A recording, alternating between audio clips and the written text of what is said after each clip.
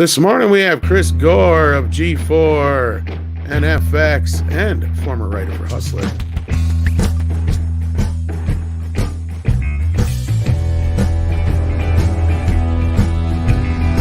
The Oscars were last night, and I don't think anybody cared. Well, that is unless you're a Chadwick Boseman fan.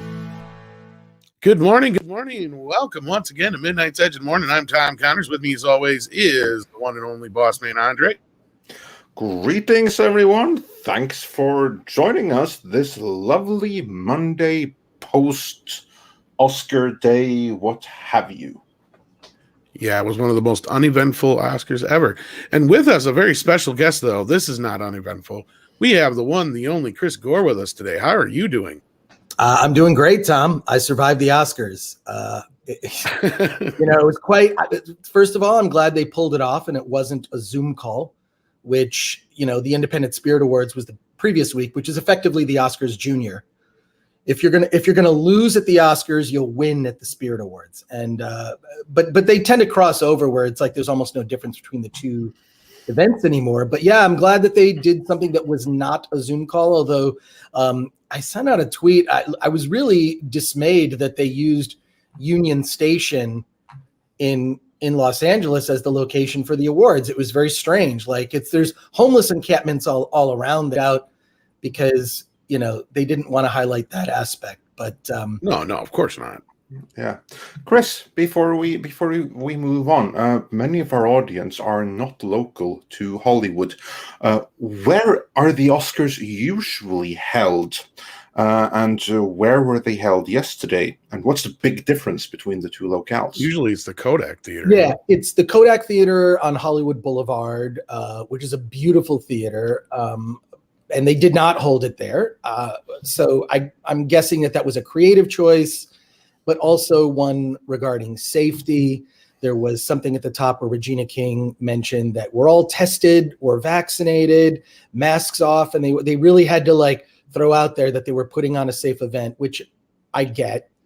Well, I'm so glad all of Hollywood stars are vaccinated because, they're important and necessary. Well, yes, it's very important that the rest of the world are told that don't worry, we can have this event because we've taken all precautions, blah, blah, blah. That's a great comfort to everyone else who are still locked down. Great comfort.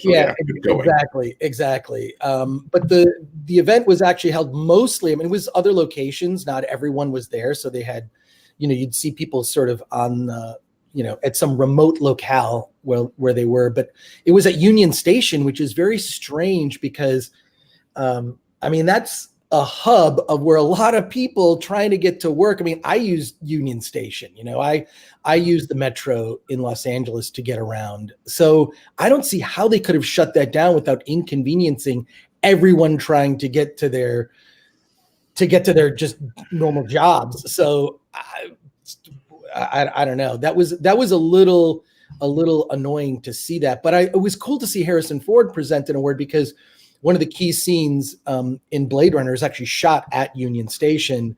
The police station in Blade Runner was shot at Union Station, which has this sort of 40s, retro feel when you have gone there. So I love it, but look.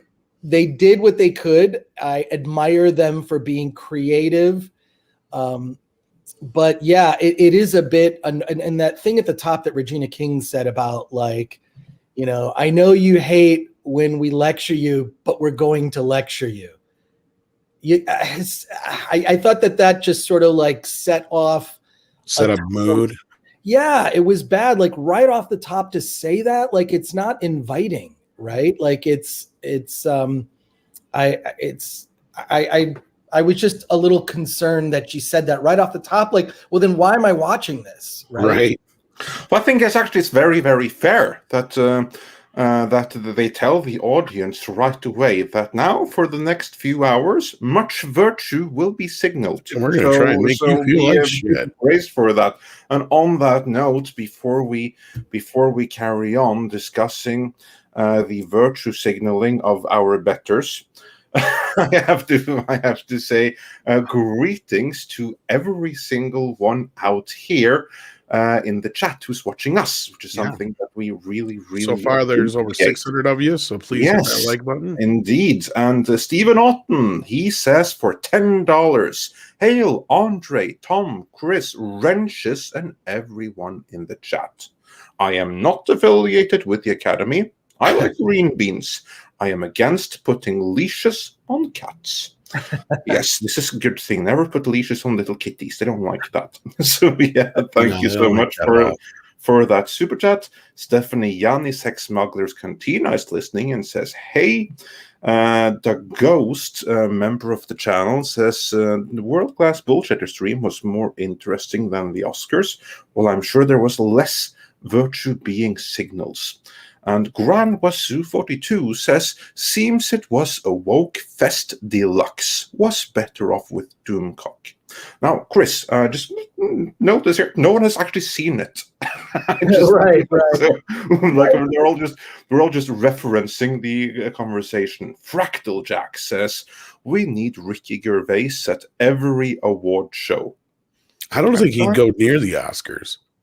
I don't think that he would be welcome near the actor. No, I don't think he would either. I mean, they'd have armed gods with a license to kill out looking for him just to play it safe. You know what I watched instead? What? I watched Big Boss and Fist of Fury. That's what I watched instead. Nice. Yeah. And Bruce Lee. And Sanded Hammerslag points out that the music at the Oscars was actually better than at the Grammys. Ouch. Now, I don't know for whom that is the bigger failure, but it's not a good look in either. Well, considering the Grammys are the music awards, that's a good.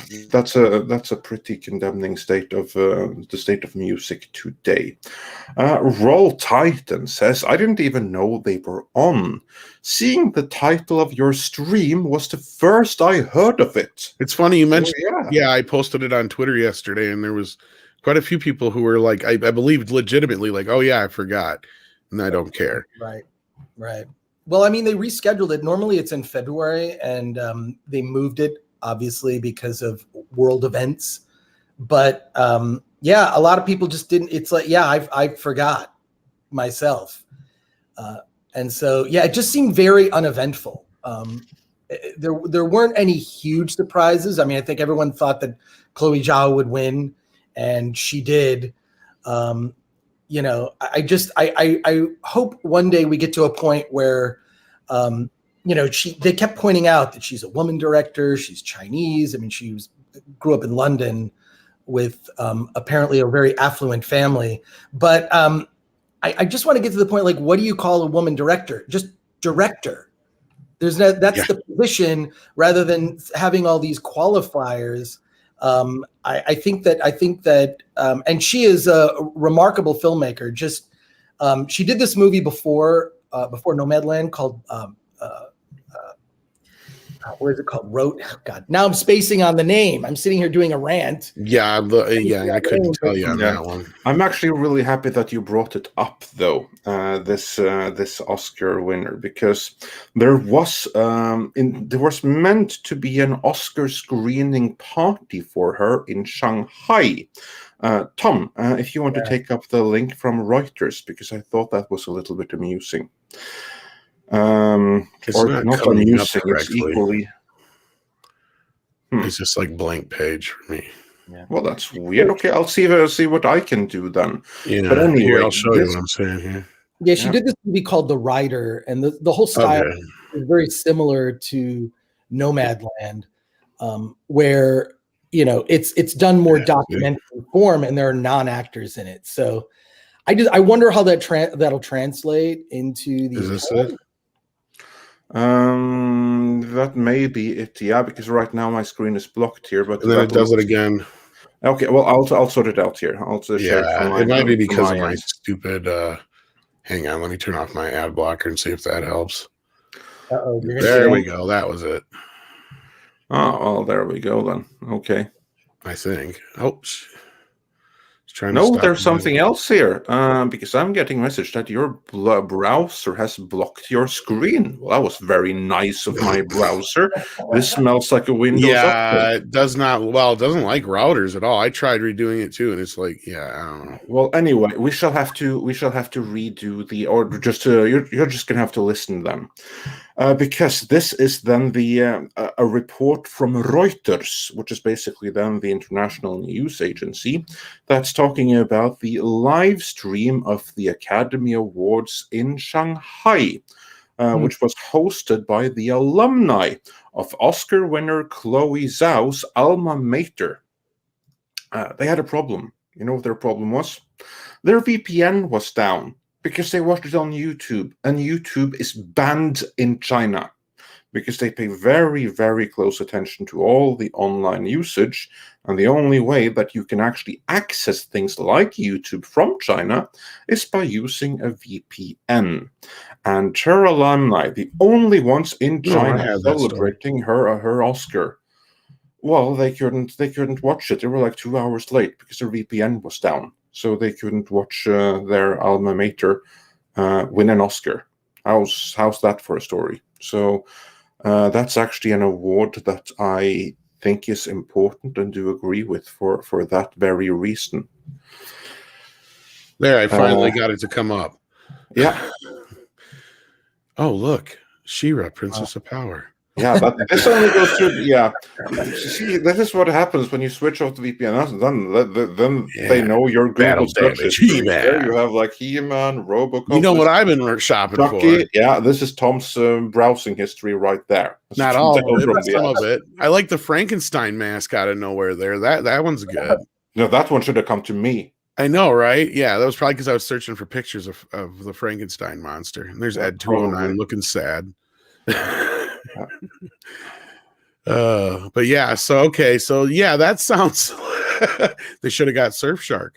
Yeah, they should have. They would have solved that entire problem. We've never had any issues with that. But anyway, point being then that's actually for all the virtue signaling and stuff like that.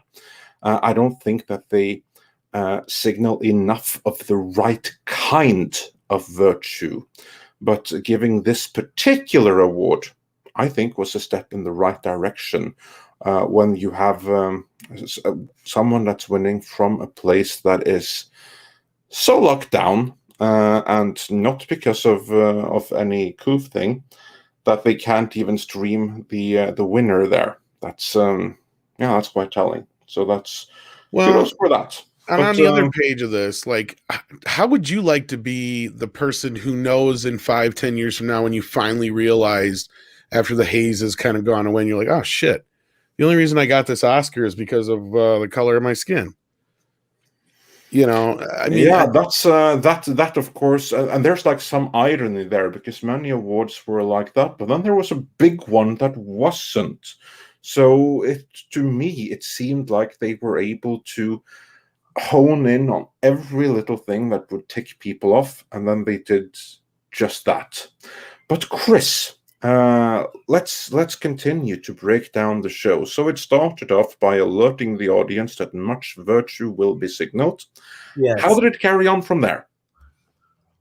Well, if you've seen the movies, I think it was interesting. I think that one of the aspects of Nomadland that almost no one brings up, they bring up this sort of van life that Frances McDormand character has, but there's a glimpse into what it's like to work at Amazon that is absolutely frightening.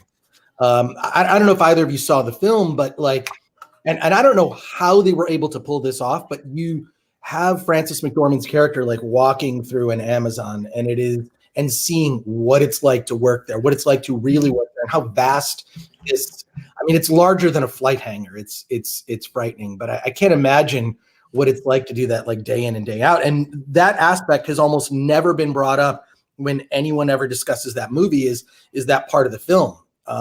So, and you didn't see it in any of the footage that was allowed to be shown, right? So there are approved clips for publicity, nothing from Amazon. So when you see footage from the movie Nomadland, you will never see this running thread that she's an Amazon worker that can't even afford an apartment. so she lives in her van. Yeah. So scary stuff. But I wonder if it'll be on Amazon Prime. Yeah, but again, also that's something that absolutely needs to be profiled, and I'm very, very and I happy would have been more for the win in that end. But I would have been more surprised by all this Amazon stuff had South Park not already done it a few years ago. yeah, but there's a difference between South Park I know. and awarding it an Oscar. I mean, South Park isn't going to get an Oscar anytime soon. Yeah, but this fits right into their whole thing they're trying to promote is, and I get it. Now, I'm not saying that Amazon isn't bad and wrong because they are worse than Walmart. But like, that's the thing is unless it's on their little fucking radar, they don't care. So yeah, now they're going to go out there and start bashing on Amazon, which, okay, fine. But really, well, it's too late now when everyone else is what good's it gonna fucking do? This is what bothers me. They're gonna be out there bashing Amazon while they're collecting checks every single day from Amazon, and they're gonna just go cash them, and they ain't gonna give a shit because that's fucking Hollywood. They're fake as shit. We all know this. It's like what Ricky Gervais said at the Golden Globes, which was the best Golden Globes. That was the best Oscars. That was the best. That was one of the most important speeches ever made throughout the sphere of entertainment in history. Exactly. When he basically just says, "Look, if ISIS started a streaming service, you'd be on the phone with your agent right away to try and get on it." Like it's just so bizarre. I mean, you look. I have worked for companies like I was G4. I worked at G4 for almost 8 years. I mean, that's Universal, right? I have worked. I did a couple shows for FX. So I have sort of had one foot. I've always done independent projects, right? Like Film Threat is my thing. A magazine I started out of high school, right? That's still a website that you can go to filmthreat.com. But I've always sort of had one foot in indie or sort of my passion project. But if someone from Hollywood wants to hire me for something, I'm happy to do it on my own terms, in my own voice, which is probably why I don't get hired anymore. Yeah, that might be some kind of link there. Which I'm perfectly happy with because I don't care. I mean, one of my things when I first started working at G4, I just said, look, I want to be able to say whatever I want within reason, right? Like, I'm not going to say, the F word. Wait, can I say the F word? Here? Yeah, go for it. Okay. I'm not going to say fuck on G4, but I did find out because I talked to the standards and practices guy. And if you look at old clips, I could mispronounce swear words. So I would get it by the censors by basically saying, that this Joel Schumacher is a real shitheid. And I could get away with saying that because I mispronounced the correct, shithead. So yeah. I would always find some sort of weird workaround to be able to get. Also, I would use sign language. Another thing that you'll notice, this is all going to be in a documentary that I've been working on for a little bit. Cool. I would use sign language to say things I know I couldn't get away with. And the person who was doing the closed captioning would know exactly what I was saying. So, kind of fun, like the little stuff that you'll learn, like actual sign language, not like your own sign language. Yeah, ASL, American Sign Language. So, I mean, look, I'm not fluent in it, believe me, but I would learn But all the swear words. I knew certain things I could. I could say bullshit. Like that's a very simple sign. You can look it up. Really simple to do, among other things. So. I was sort of secretly talking to members of the audience that paid attention, but my indie projects are really where it's at. I mean, you yourselves, Tom, Andre, I mean, you're independent creators. There's no corporate overlord telling you what to do. Oh, wait, Google. But I mean, there's even ways to get around their rules, right? There's, ways to say things without directly saying those things. It's almost fun. Like, for instance, when we talk about Disney and Mulan, right, and how they thanked the local province, which is known for having, those camps in which the Uyghurs go to concentrate intensely. So yeah, exactly. you have to do stuff like that. Yeah. Yeah. So in any case, yeah, the Oscars, it's not generating the buzz of the conversation. I mean, it was barely trending on Twitter. There were other things that people were talking about. And obviously they did some boost, where they add the little graphic at the end of a hashtag, right? A promoted hashtag. I just wonder, after watching that documentary, The Social Dilemma on Netflix, which is probably one of the most important documentaries, sort of breaking down in a very simple way. I mean, they anthropomorphize, algorithms in it. Have you seen that documentary, Tom or Andre? No, I've heard of it. But yes, I have seen bits of it. And it's insidious. Actually, I'm really happy about the documentary, but what is revealed in it is insidious. It illustrates very simply how, they're changing the levers, and they didn't really even start using algorithms, not until it was 2012, 2013. Twitter was much more fun in the years previous to that, where it was just a more organic place, right? And now it's Twitter is pretty much 20-year-old girl opinions, is the way I see it. This is what 20-year-old girls care about. That's the way I see it. It is, especially when you look at the headlines that are boosted, the things people care about. Zendaya farted today. I don't know. You know what I mean? Like, when you look at it, it's utterly ridiculous that the things that they decide for you are the important things that you should be paying attention to. The things that are suppressed, is very revealing. So Twitter is, to me, the worst social media platform, and I hope it goes away. Twitter has been a disaster for Western civilization, is my opinion on that. So as I constantly remind people, there's almost 8 billion people in the world, and yet only 200 million of them are on Twitter, not even. And they control everything in the media. It's very few of those 200 million are active. Like myself, exactly, I'm on Twitter and I suck at it. And I'm how many are about that. Bots and crap like that? Exactly. Yeah, exactly. But also, before we move on, I want to bring up super chat while I can bring it up on screen, because Darth Cerebrus sent us 50 British pounds. Thank you so much. And he says, "Hiya guys, as always, love your content and try to catch your live streams. This may sound like a weird request, but could you dedicate this show to my dog Rocky? We lost him recently and I wanted to immortalize him on the internet. If not, then no problems. Kiss, kiss." No problem at all, actually. Send me a picture on Twitter and I'll actually show a picture if you want. Yeah, absolutely. And not only that, if you go and check out this video's description, I have already dedicated this show to Rocky. So everyone, this show in which we take down the Oscars is dedicated to Rocky, a good dog who will be missed. Absolutely. We miss you, Rocky. Yes. We have a few more super chats as well, but we will go through every last one of them in due course. But in the meantime, there's more Oscar shenanigans to go through. One thing that stood out to me, and you touched on this already, Chris, is that when they showed the clips for No Man's Land, they very conveniently did not show the Amazon scenes, because that would have been too close to home.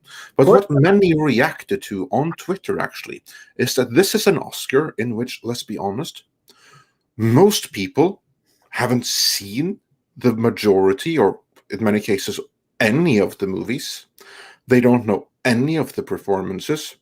It would have been very helpful with some more clips from the movies, and especially of the performances. Or maybe they should have nominated movies people actually watched. Right. Yeah, that too, but we'll get into that. But before that, since they nominated a bunch of things which I'm sure are very, very fine and good and proper in their own right, but they're not what anyone have seen.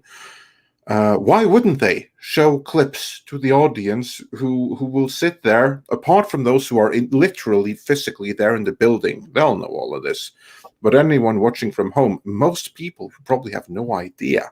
Why wouldn't they show any more clips than they did? I don't know. And also the clips that they showed were not particularly inviting.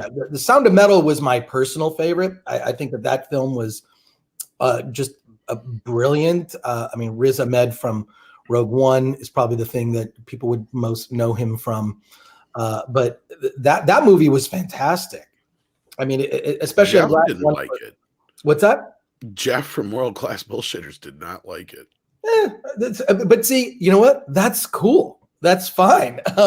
That's the one thing that has always bugged me about the Oscars is they talk about diversity a lot, but you know, as I think we talked about before we even came on, I mean, diversity of opinion is something I think that's the thing that's lacking, but diversity of genre it's weird. It's they basically reward one type of film, which is dramas, right? Like, yeah, or independent.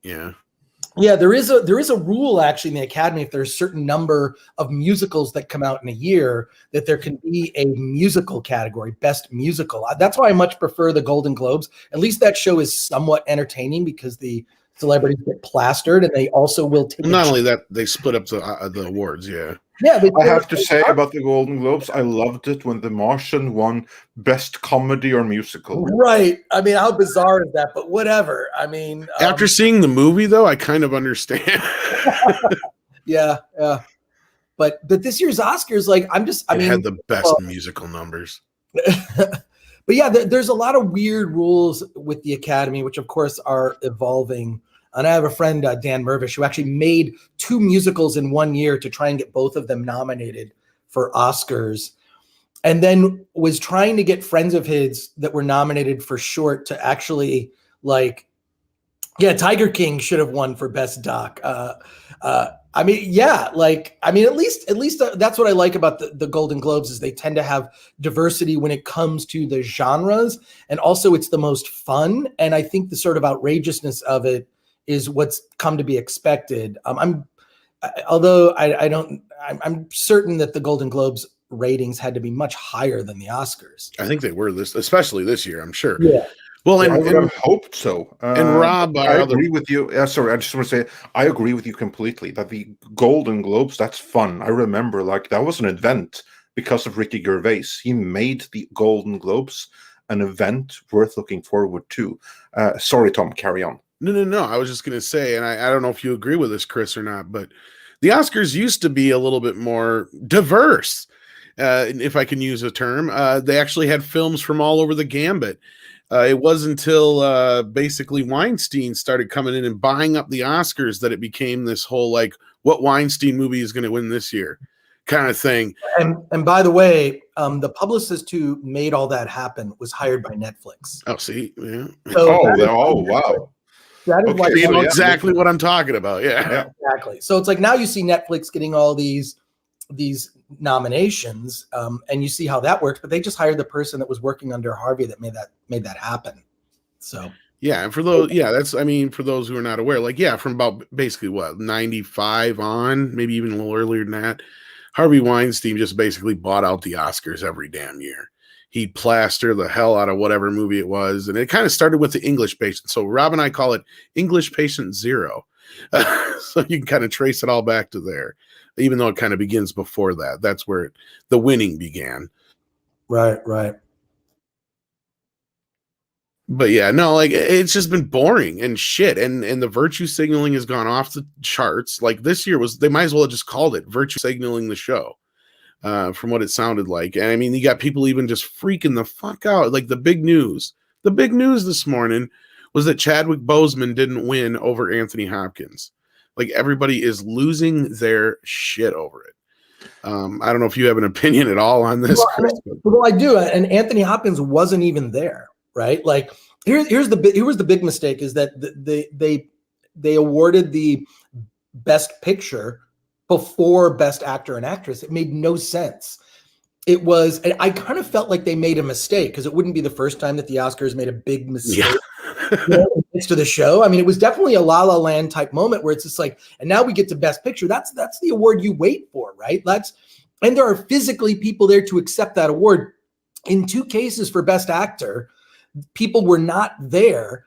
And yeah, see, Stephen Otten has really good taste. Sound of Metal. I've been wanting to see it, but after Jeff said that, I was like, oh. It's really good. And it's also, what's weird about that film, Sound of Metal, it's about a guy that's going deaf. Yeah.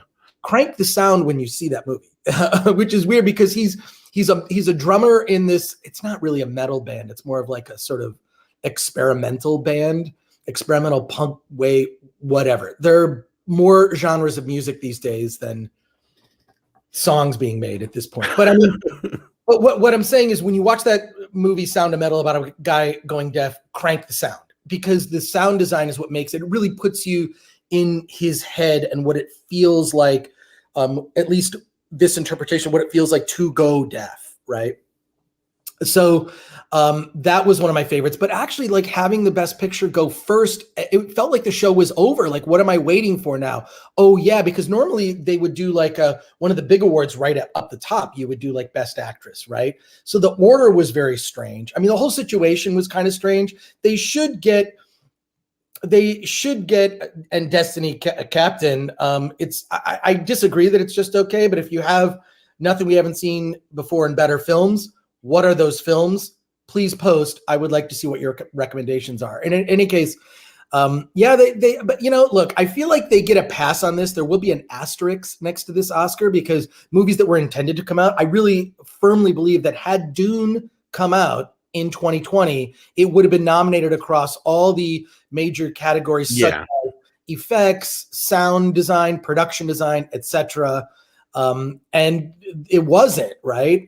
Tenet Tenet was whatever. Non-existent almost this year. Tenet got the award for showing up. Yeah, exactly. I mean, but I drove to Vegas to see that at an IMAX theater because theaters were closed in, Los Angeles County. So my buddy Weber and I jumped in a car and went to Vegas to see it. Kind of disappointed. Yeah. That's actually the last movie I saw in a theater. Well, I was going to say, let's touch on that for a moment, because there was a lot of films that did come out this last year, because a lot of people are like, oh, nothing came out. Like, yeah, actually, no, stuff did. Right. But it feels like the stuff that actually people cared about were ignored at the Oscars. Yeah. And I'm not saying it all should have been like, because we joked, well, what's going to be up for Best Picture this year? Bad Boys 3, Bill and Ted 2, Sonic the Hedgehog, and Birds of Prey. Because that was a running gag for a while. But like none of those films really showed up anywhere except for a few minor places here and there out of the ones I mentioned. But like, let's be real. Like those are the movies people watched this last year. Like now, Bill and Ted 3, I thought had such a great message of unity. It wasn't overly woke, right? Which can be distracting because it's just such on the nose. Like, I'm just going to, rather than weave my message in and allowing you to make your determination as a person, you can come to your own conclusion about things. We're just going to tell you what the conclusion should be. And we're going to just say it overtly on the top because we're shitty writers. That's sort of like everything I see these days. That's why I kind of just check out of stuff. It's like, you've lost me. Like I'm able to actually, with my brain come to my own conclusion, which you should respect me as an audience member and allow me to do rather than just pointing to it on the nose, which is amateur writing, in my opinion. So, but that was great about Bill and Ted 3. I don't know if you saw that film. Like, absolutely. We saw it. We interviewed with the director and everything. So that credit sequence was incredible. It was just a message of, hey, let's all come together. We're all going to make a song that's going to unite the world. Okay, yes, that is a dumb, cheesy concept on its face, but the way that they did that post-credit scene was amazing. And the fact that it was like this optimistic thing that was unaffected by current events, right? Like it's as if you could have popped out your VHS cassette of Bill and Ted 2 and popped in your VHS cassette of Bill and Ted 3 and watched it. I like their daughters too. They weren't like, they were goofy and sort of like, little carbon copies of them. But again, it wasn't like where they had opportunities to make it overtly woke. They avoided that, which I thought was a great choice. And that character, that Archangel Dennis, I thought was hilarious. He grew on me because the first time I saw it, I hated it because the first screening I saw it early, and I'm like, and that was in my first review, was like, that's the only character I don't like. And then when I saw it again, I was like, you know what? Dennis is growing on me. Dennis is weird and awkward, sort of autistic, but just like I don't know. I thought it was great. It was one of the highlights of last year. Certainly could have been nominated in categories, but Oscars are, you mentioned earlier about Oscars being bald. I mean, they're bought in the sense that you need to spend money. So if you want to have a film that is nominated for an Oscar, you're looking at spending on the low end hundreds of thousands of dollars, on the high end millions of dollars in order to send out copies to Academy members, voting Academy members. I'm actually a member of the Critics' Choice Association, the CCA, which puts on the Critics' Choice Award. So I vote in that, and we are heavily lobbied with stuff. We get the screeners we got this year were mostly just like screener codes.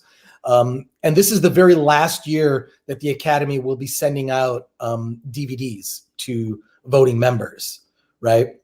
But you see like the money that they spend on this stupid stuff to curry favor. It's not unlike political lobbying, right? You want to get a politician to vote a certain way. Well, you give them money, and it's no different in entertainment. You know, early on, they sort of look at like, well, what's likely to get nominated?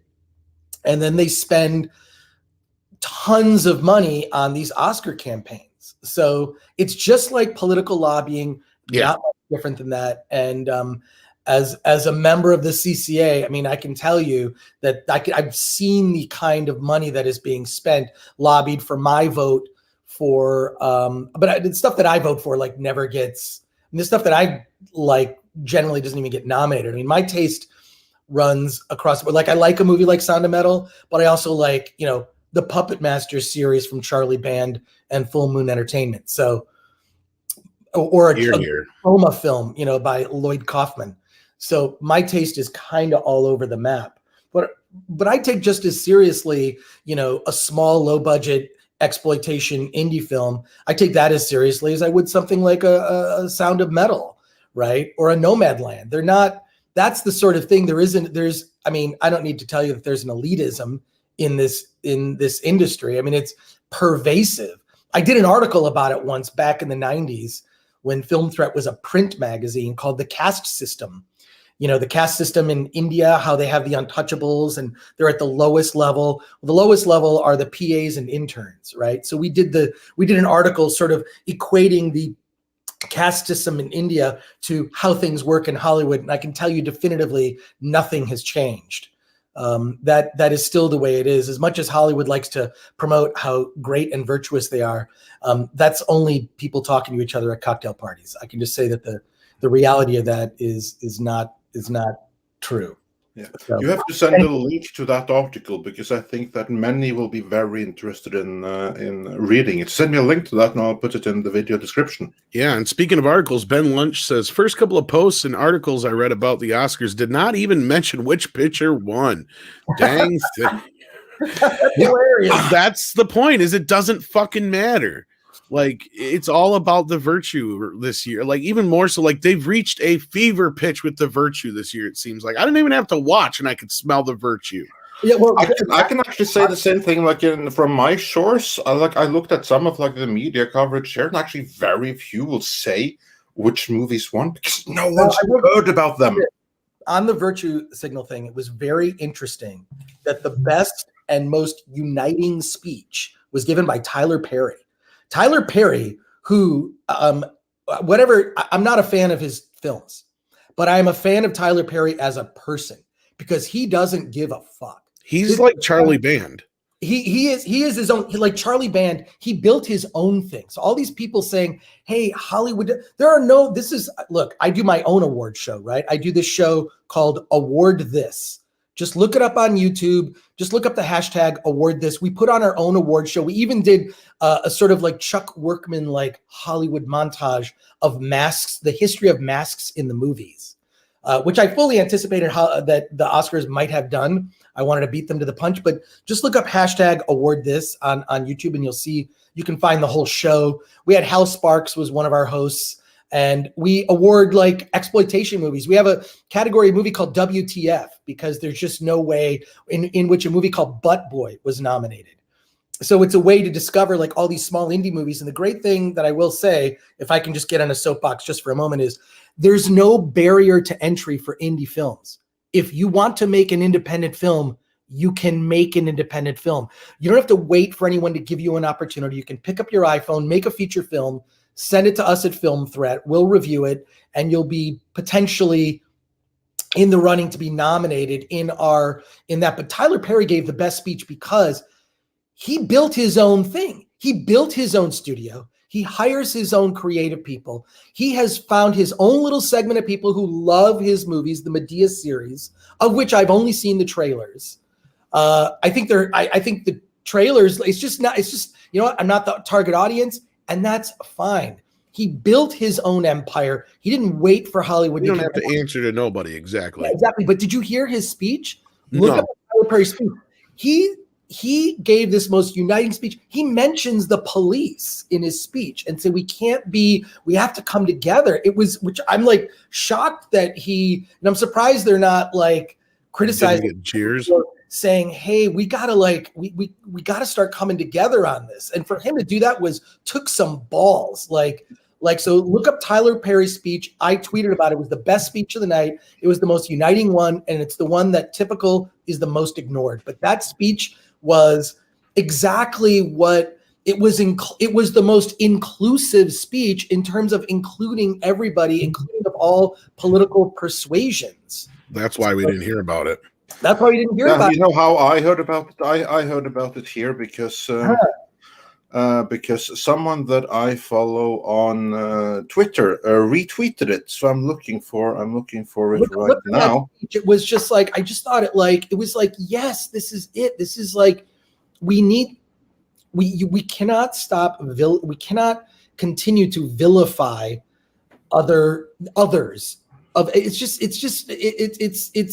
It's incredible to me, and seeing what's been happening where certain, politically speaking, I'm very libertarian. I'm like, hey, whatever you want to do, whatever you want. But when I'm seeing certain people that I've followed for years, the way that these people are being positioned or what they're about is BS. It's clearly there's an agenda to suppress certain voices. And I miss liking Star Wars and just talking about it, that we all love a thing. And that conversation just doesn't exist anymore. That it's Tom, I don't need to tell you on any of this. This is stuff that you guys talk about all the time. Yeah. I don't agree with the way fans are being targeted in ways that are it's frightening. It's really frightening. I'm just a guy that, my favorite part of going to Comic-Cons is standing in line and talking to people about the latest thing. And I don't care if we agree.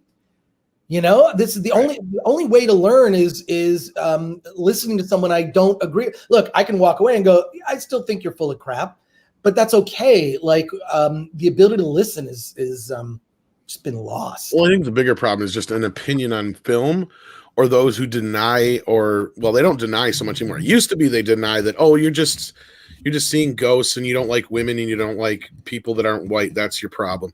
They used to deny that these things were in the films. Now they're like, oh, no, we're using it as a platform and we're trying to piss you off so we can drive you away. Yeah. Right. It's like, because in that they're calling you an istophobe, but it's like, yeah, but you're missing the point. It's not because I'm an istophobe. It's because you're making a bad fucking story. Right. Well, I said, it's like when you take the message or that you want to be in the film and you put it right on the surface without any room to vacillate from that, you're taking away the audience. One of the most fun things about a film is to be able to think about it after. And a lot of the stuff being made now, you're not given the opportunity to think for yourself. It's just the movies that stay with us are the ones that are kind of ambivalent. The ones that, these are the ones that stay with us because they have ideas that provoke thought, independent thought, and not like this is the message you need. Murder is bad. Against murder. I think we're all kind of against murder. This is not a thing. I like films that are morally ambiguous because it allows you to have an opportunity to think for yourself, and we're losing all of that. Exactly, and that is why, as you mentioned, Tyler Perry's speech was so on point. Yeah. I have a quote from it right here, and of course this is a longer speech, but the most important bit from it was this. This is what Tyler Perry said. With all of the internet and social media and algorithms and everything that wants us to think a certain way, the 24-hour news cycle, it is my hope that all of us, we teach our kids, and I want to remember, just refuse hate. Don't hate anybody. I refuse to hate someone because they're Mexican or because they're black or white or LGBTQ. I refuse to hate someone because they are a police officer. I refuse to hate someone because they're Asian. That's a pretty powerful statement right there. Because what he's saying, and this is true, social media teaches you to hate. Yeah. And this is, and from reading the news, this is the same thing that I see happening in the schools in America right now. Schools and universities, they teach to hate. They teach to hate police, and they teach to hate white people in general. So yeah, that's a pretty strong message, and he's the only one that can make it. For one thing, he's black. If a white person were to say this exact thing, that person would be cancelled instantly, but he can get away with it because he's black. And on top of that, as you mentioned, he's self-made. He doesn't have a corporate overload. He built everything from scratch. He followed the American dream. He's the living embodiment of it. So yeah, massive applause and kudos. You may not like the Medea things. They're not for everyone. Still, you got to respect what he did. I don't have a problem with Medea. I just have never forgiven him for Baxter Stockman. That's my problem. But no, he's right. And it was great until tomorrow when he's canceled for, appropriating gender swap culture. But then, anyway, no, I agree with him. And again, you can like his movies, hate his movies. Doesn't really matter. I like you said earlier, Chris, that's my thing with him is I always said, you know what, good for him. He did his thing. I never was into the Medea thing, but it makes him money. It reminded me at first of Ernest. And then when you step back and realize what he was up to, and I noticed, he's doing what Charlie Band did. He's just building his own little company. First of all, he should be admired for that. And he should be an example for people that whine like, Hollywood won't hire me. You don't need it. You just build your own thing. I got so annoyed with the Spirit Awards, which are basically the Oscars Junior, right? Like I got so annoyed with it. I created my own award show, which is weird. This year we did it at a drive-in of all things. So I hope you would, Tom, check it out. It's only an hour and a half. So it's not like a long slog like the Oscars. And there's 93 different films across all. We have 5 different categories for documentaries, including like pop culture and sports documentary and whatnot. But I'm trying to highlight these smaller indie movies that get no love around award season. And a lot of them are like weird exploitation, the kind of movies that like the Oscars and the Spirit Awards will ignore because they're missing, you're missing this whole thing. And this is the thing that the sort of overall big picture thing that bugs me is when I see like guys that I follow, they're constantly crapping on whatever it is, the latest Marvel Star Wars thing, which I don't disagree with. But what I'm saying is balance that by saying, you know what, I'm going to tell you about one thing you should check out. I already know that these major franchises, whatever, are kind of lost. And I think it's mainly because they've been around for so long. And you have people that are shepherding these franchises that don't understand the sort of core reason as to why that they had broad appeal to begin with, like Star Trek, Star Wars, whatnot. I say balance that with, for every 9 videos you do crapping on that stuff, do 1 video where you say, you know what, I'm going to tell you about this movie called Corona Zombies. Or I'm going to tell you about a movie called Butt Boy. Or you know what? You need to see about this movie called Greenlight, which is this weird indie thriller, right? Like that is going to be my message and my plea to whenever I do other YouTube stuff is like, please like expand your horizon beyond like the stuff that we all agree has problems.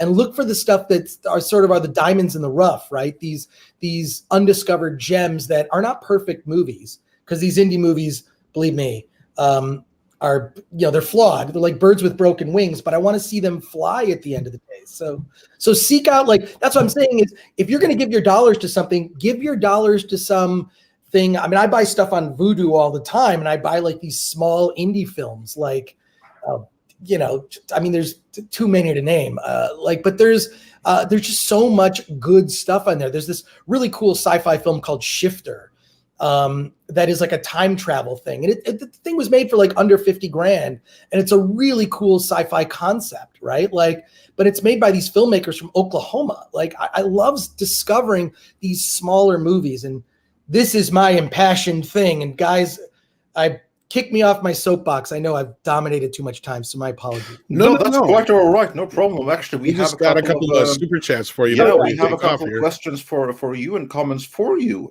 Stephen Alton, he says for $5, thank you, Chris. Spot on about Amazon.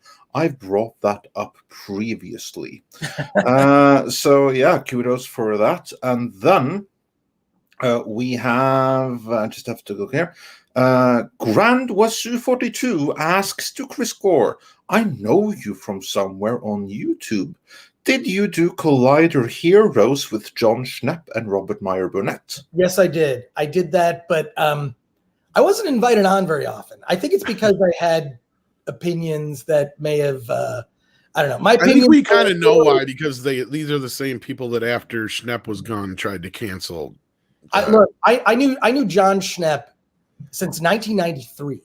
We met bowling at the Chicago Underground Film Festival in 1993. I was friends with that guy forever. We have helped each other on various projects, and what they've kind of done to his memory is sort of sickening to me. Maybe offline I'll have to tell you a story that'll make your stomach turn. And we look forward to that. I'm sure it's similar to ones we've heard from Robert, but probably, but still, yeah. And a pleasure to be on with Lorena. I watch her often, so welcome, Lorena. Yes, welcome, and thanks for joining us. Honored, Lorena, meet Chris. Thank you. Hello, Chris. Nice to meet you. You as well. But yeah, back to that Andre and Tom. Well, welcome. And back to that other super chat. Yeah, besides that, you may have seen Chris on things like FX, and he was also on Attack the Show and other stuff like that before as well. So I'm sure there's lots of places you've seen him besides that. So, but yeah, he was a few times on Collider Heroes, which was ironically one of the few shows I actually still watched after it turned to Collider. Because I actually started watching way back in the AMC days, and then just kind of downhill from there. And then I liked a few of the shows because of Robert and Schnepp, and then sadly when Schnepp passed, it was like, no, I'm done. Yeah, that was horrifying. That was 2018, and he was supposed to be on a panel. He was supposed to be on a panel with me that year. I saw him at the hospital like a couple of days before he passed away. It was horribly tragic. So I don't know. It's hard to talk about. So anyway. That's just it. I've never heard a bad thing about the guy. I've only heard great things, and then he was just a big sweetheart. And it's just sad that his legacy has kind of been treated the way it has by so many people. Yeah, well, at least Rob Burnett, the thing out of it, Rob Burnett was then inspired to do his own thing. And Rob I've known for years, and he's a guy that would talk about doing stuff, and then he'd have a million projects in the works, but none of them would be finished. And finally, after Schnepp passed, he got off his ass and he just determined to do it. We even talked about doing like a show together and whatever, but then he was just like, he started doing it. I'm like, oh my God, like Rob is amazing. I mean, and he's killing it now. Yeah, so much great perspective and stories. I'm a Rob fan. Guys, I got to run. I'm so sad because Lorena just jumped on, but no worries. One quick one here before you go, though. They want to know about the award show. Is that going to be on Film Threats YouTube channel? Yeah, it's on. Mecca J says, "Hey Chris, the award this ceremony. Is it? Yeah, exactly. Is it on Film Threats YouTube channel? Just look up #award_this, and it's on. Just you can look up Film Threat Award This.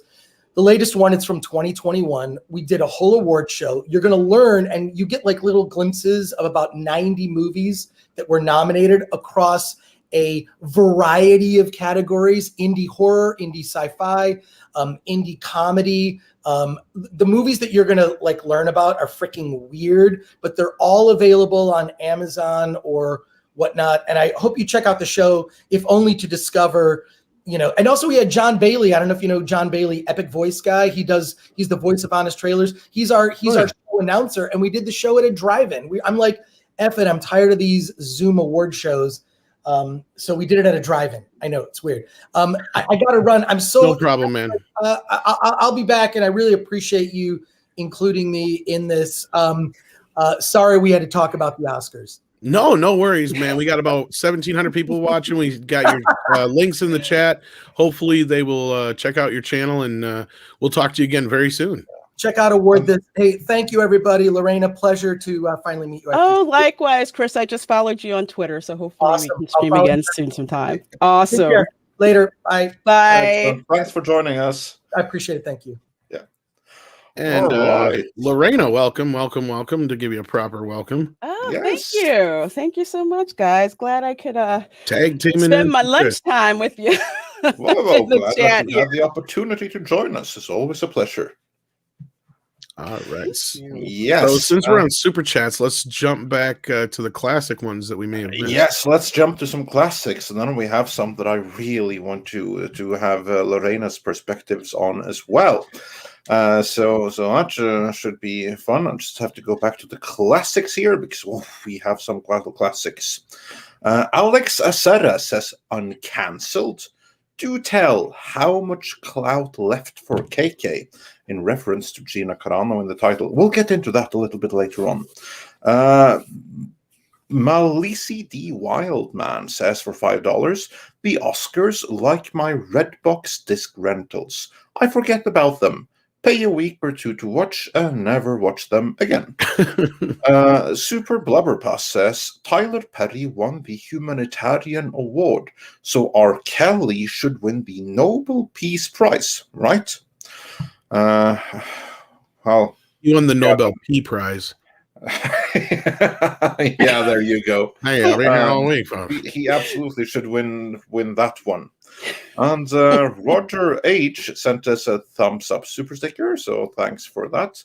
Matt Giles says, "I heard the Oscars was a complete woke turd sandwich. Even Anthony Hopkins decided to spend time in a graveyard rather than go." And SHS Rebels 08 sent us a little piggy dragon super sticker. Lo-Fi Samurai sent us a thumbs up super sticker. And then we have Alex Asara, who says, "Please watch What is Anti-Logic Woke video, 10 minutes. Yeah, okay, please watch that. I'll have to check that out. What is it called again? What is anti-logic woke video? What is in one word? anti-logic woke? What is anti-logic in one word? Okay. It's quite the word salad there. Yeah. You know, speaking of anti-woke, I would love, because Anthony Hopkins, is all the talk of the town now.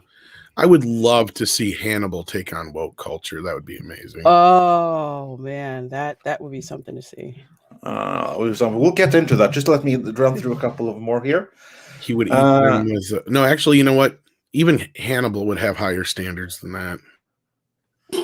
Yeah, he's not going to eat such spoiled food. I mean, he has standards. That's right. Yeah, exactly. Ron Harushin says, "Wasn't a fan of the Oscars before and sure as heck ain't now. Lecture on, lady, because I don't have to hear it." Spider Unlimited says, "Funny how they doubled down. Said we. Now no one's watching, but we don't care." Hypergiver 2 said, "The same number of people watched the Oscars that watched Nomadland. And the outrage towards Hopkins winning is hilarious. Hashtag screw the Middle Kingdom."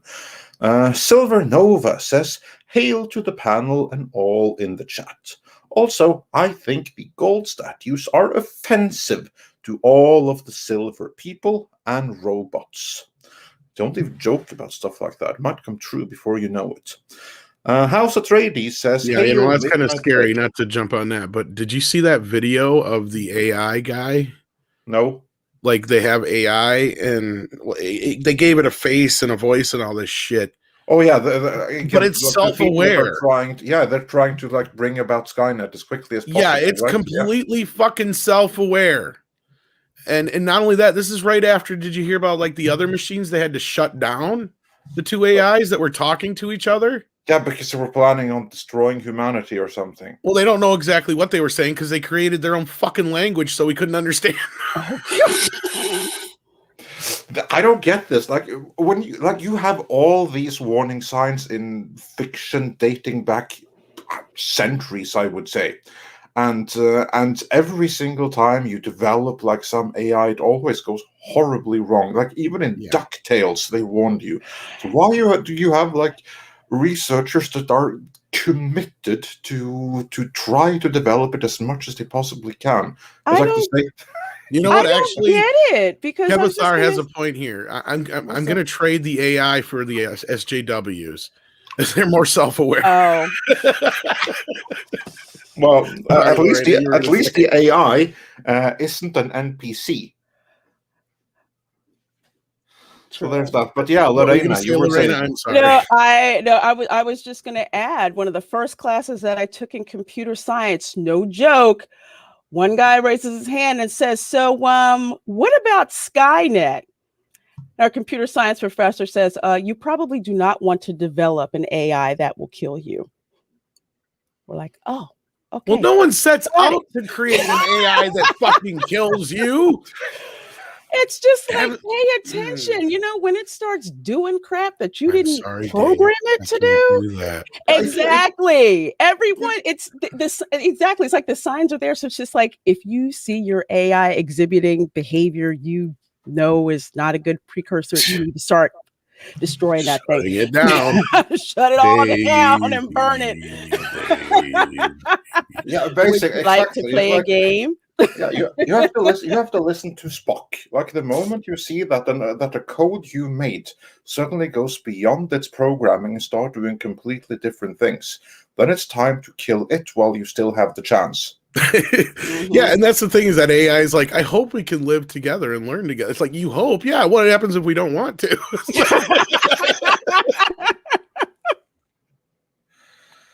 Yeah, exactly. Or like, oh, you hope. Well, what if I say no? What do you do about it then? Well, that's tragic that we can't live together. No. And humanity must be destroyed. Oh shit. Yeah, it's like sometimes you have really, really smart people taking really, really dumb risks. Yeah. What's worse is. Oh, go ahead, Lorraine. I was going to say that's what's called when you get the people who are extremely, extremely book smart, but they have zero amount of common sense, or as my grandmother would say, doesn't have the common sense that God gave a chicken. No kidding. So that was the next scary part about the AI was more so like it was just like how do you put this? Anyway, like it You know what my favorite example was when they built the Large Hadron Collider, and then you had like the scientists come out and say, we're almost positive that if we accidentally should create a black hole, we're almost positive it's going to evaporate instantly, because that's what the math says, and the math is pretty, and we're almost, so it should be working. Not pretty good, just pretty. No, that was the other thing I was going to say, is the scarier part was more so that the fucker lies. The little fucker lies. Like, he does it on purpose. And it's like, because they asked him, like, will you give nonsense questions or nonsense answers sometimes so people don't believe you're intelligent? He's like, yeah, but they're answers to nonsense questions. He's like, so you know you're lying? He's like, yes. Yeah. So the little fucker admits that he'll lie to us too if he has to. Yeah, it's like Stephen Hawking says, Terminator was not an instruction manual, even though some people evidently treat it as such. And yeah, like learn from fiction, Diego Flores points out, in both Dune and Warhammer 40k, AI is forbidden. And in 40k, very single time they made one. And every single time they made one, it tried to kill us. That is why machines spit it better a person's brain in a robot. So that's what I'm saying. Like, I'm more worried about a machine that's willing to lie to me. I know a calculator will not lie to me. Like a computer shouldn't lie to me. Like it's a machine. It has no thought process to understand what a lie is. Once a machine can understand that, then that means it can lie to all of us. It's like we'll believe it because we have to. We're programmed that way. We're the programmed ones then. Well, that depends. Like if you have like some people that are not right now trying to say that math is toxic and racist and all of those things, if they were to program a computer or a calculator, which of course they wouldn't be able to do, not believing in math, but if they were, that would be the calculator that told you 2 + 2 = 5. Wait. They're the only ones who are going to be able to save us. Wait, math is racist? Yeah, it's racist now. Okay, but you so know what? all that math that I took for engineering is racist now. Yeah. You were. Oh, Yeah, God, it was suppressing you the whole time. Here I was thinking I just wanted to make money. Yeah. Shame on me. But yeah, shame on you. Shame on you for feeding into white supremacy, which is what math apparently is. Oh, man. Oh, Lord. So yeah, good times. Yeah, we have a couple of more super chats to go through, and again, we have something that I really want to hear your thoughts on. Lorraine, I'm just going to get to it in the super chats. Let's see. Of course, it jumped on me here. Here we are. Silver Nova says, hail to the panel and all in the chat. Also, I think, yeah, we got that one. And the next one, House Atreides says, hail Midnight's Edge. Have you guys seen the Russian cyberpunk farm on YouTube? It is hilarious. BS. Oscars? Woke Oscars? Oh, hell no. Russian cyberpunk farm. That looks interesting. The Russians do many fun stuff, so I look forward to checking that out, but I can't say I've heard about it. Stephen Alton says for $10, based on the few minutes I saw, only Anthony Hopkins came off dignified, and he wasn't even there.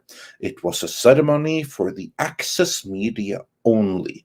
But I'm happy Sound of Metal snagged a couple of awards. Yeah, that seems pretty well earned. It's funny you say that, because that's like what a lot of these award ceremonies are anymore. It's just for the Access media. I mean, let's be real. Yeah, and the people there to get their goodie bags worth like $1 million and stuff like that, which went to like the top 20 candidates or something. Big Daddy MRI says, oh my God, I missed the Oscars? Really? I'm so happy I missed it. I had laundry to do. And I listened to Doomcock's and Nerdrotic's Inquisition. Cheers. Yeah, seems like a good choice. Cesario JPN says the world-class BS drunk stream was more amusing than the actual Oscars. Dion getting triggered by Tyler Perry winning an Oscar was funny AF. Jack Hudson says, I re-watched FNT instead of watching the Oscars. I didn't even recognize the movies that were nominated. Whoops. Stephen Otten says, yeah, we got that one. And Cristiano Coralejo says for $10, thank you so much. I heard that in spite of Chloe Zhao's win, China not only ignored her Oscar victory, but censored it. Yeah, we were talking about that. Yeah, we mentioned that. Also, I think good clip, guys, you could use is Robotnik from the Sonic movie yelling, nobody cares. Actually, we used that a couple of times, but thanks for reminding us. Oh, and Daffy, we have to bring that back too. I just have to remember to write it in there. Mr. Tickle Trunk says, what are the Oscars? Well, the answer is something you no longer have to pay any attention to. Oscar peaked with Billy Crystal. That's what Oscar did. like the history of Oscars goes in a mountain. We're on the downhill slope now, folks. Yeah. Destiny Captain says, it's not that the character can't afford to get a house. She continues to choose not through the entire film. The character is antisocial. I haven't seen the movie, but if you say so. And Tad Manel has a cool question for everyone, just for fun and slightly more positive. Which Oscar award was most deserved in the past? Lorena, which Oscar award was the most deserved, in your opinion, of the ones that you can think of? That actually won, you mean? One. Um, for category, I would say screenplay for me, as opposed to film, because sometimes the screenplay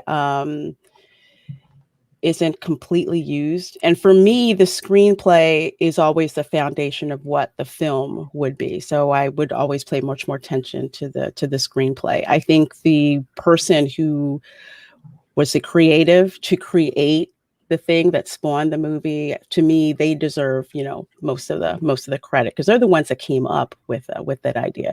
Could be a bad idea, it could be a good idea, but either way, that's the genesis of where it came from. So for me, yeah, best screenplay. Now, is the actual question, what is the best award? Like, because if it is, then I agree with Lorena, but Yeah, okay. otherwise, What specific then? A specific win outside of the category? I would say, like a lot of people win? I agree with in the chat, Return of the King is one of the few times, at least in the last 30 years, that I can think of that a movie won that actually deserved it. Because rarely does the movie I think should win. And very rare. I mean, there's quite a few times where actors and actresses and directors will win that I agree with it. But most of the time for me, it's like the person that I think did the best job isn't even nominated half the time. Like the one I jumped to first and foremost is Jim Carrey was so robbed for Man on the Moon. Well, that movie in general was just ignored. And I'm like, what the fuck are you doing? It's one of the greatest biopics of all time. Jim Carrey is one of the greatest dramatic actors of all time. And the cinema has lost out by him not having more dramatic roles. Well, another one that I would add, which added to why I really don't like the Oscars, was the film Malcolm X. Yeah, I remember. And Denzel Washington should have gotten the Best Actor award for Malcolm X. He didn't. He got it for Training Day instead. He got nominated, I think, for Malcolm, but he didn't win, right? Right. That's right. That's exactly right. And Malcolm X, I mean, it was just an amazing film. And Do the Right Thing was, it was all right. But I was really disappointed that Malcolm X didn't win. But most of the time, usually movies that they nominate, I don't feel that they really deserve to. It seems to all be who spent the most amount of money putting, ads and everything, and like the Hollywood Reporter, or when I lived in LA, you'd see the LA Times just littered with, for your consideration, these big, huge, page ads for the movies and everything. I would have to agree about Return of the King. I wasn't a big, huge Lord of the Rings fan, but that movie was amazing on so many levels. You know why it won so many things? It's because because they basically did. I don't remember the English word for it. In Norwegian, it's called oppsamlingsheat. It's like in sports, when you have like all the different teams, when you have like different batches of players that go running or swimming or whatever, and then you have a couple of few ones that are left from each team that didn't like fit in too many, whatever, and then you have like the rest category, everyone else. It was kind of like that, because he really should have won for the two previous movies, but they saved it all up. So that he wouldn't win 3 years in a row. So Return of the King, that's when he got everything that was for the two preceding movies. Yeah. Because then they know that, okay, there's going to be 3 years worth of Lord of the Rings movies, and he deserves to win every single year, but we're not going to do that. So we're going to snub Fellowship of the Ring. We're gonna snub the Two Towers, and he's gonna win absolutely everything there is for the Return of the King, because that's like when he gets like everything for the whole trilogy. Yeah, and I mean, honestly, like that was the biggest detriment to releasing those movies year after year, I think. And I don't know if you agree with me or not, Andre, but I feel like if they would have spaced them out like every 3 years instead, they probably would have won a lot more awards. I think that was the issue, is like Andre said. And that was my feeling too the night it won. It was like, finally, because wasn't like that finally won just like almost every award finally, and you're just like, took them long enough. But I was thinking the same exact thing the night that it won. It's like, this is just for all 3 movies. They just neglected it the last 2 years. No, it was for all 3 movies. That was like the as I tried to this was like the leftover heat. Like now you get for everything for the last 3 years, which is not a horrible thing, because it's like, okay, you pulled it off, fine. But yeah, and I agree with this one too. Sam Jackson in Pulp Fiction was probably ever. Yeah, I mean, he carried that movie. I mean, he is the star of that movie, and people really don't really think of it that way, but he is. But yeah.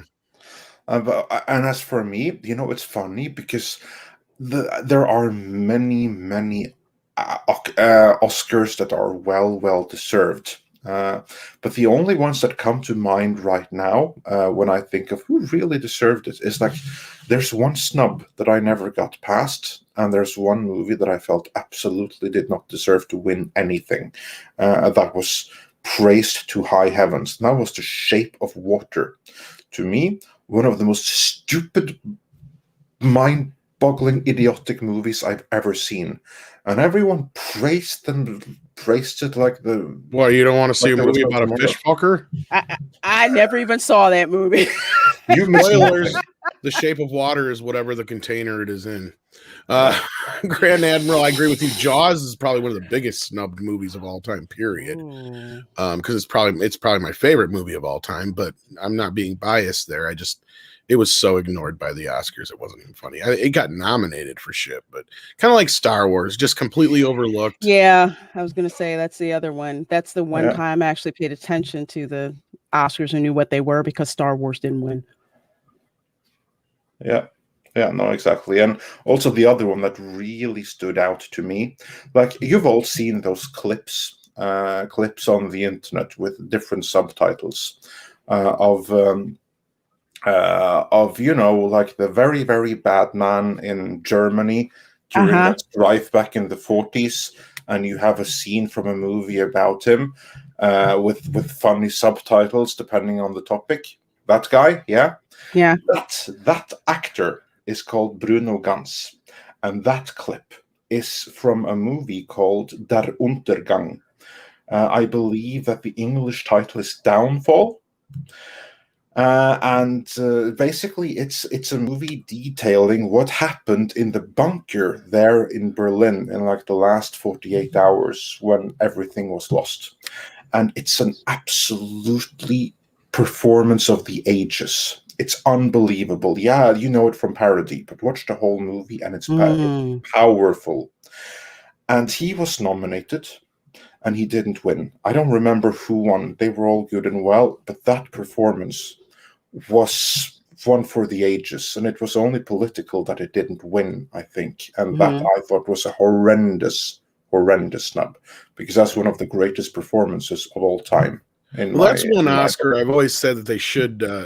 I would have no problems with them adding, besides a stunt Oscar, would be I don't know what you would call it, but like, it would be like a recognition Oscar, like, a movie that's like 30 years or older that never got the proper acknowledgement. Kind of like a Legacy Award or something like that. Award, yeah, like Star Wars being like, yeah, it didn't win that year, but obviously it's the most influential movie of all time. It deserves this award. They should do that. And again, that going back just the whole idea of the Oscars. I mean, yeah, Sanders right too. One of the biggest tragedies ever is the Kubrick. I mean, for fuck's sake. And Scorsese had to wait how long? And it's like Spielberg had to wait how long? And it's like, give me a break on some of these guys that either never got an Oscar or had to wait so long or got nominated and won for movies that they shouldn't have, and bringing up like Denzel earlier with Training Day, where it was just a gimme Oscar for all the stuff he had done before that, which is kind of like we were saying with Lord of the Rings. But at least the Oscars used to be this thing where, like when Billy Crystal or Whoopi would be hosting, and it was just fun. It was, you knew everybody was just going to get, it wasn't so much about who won.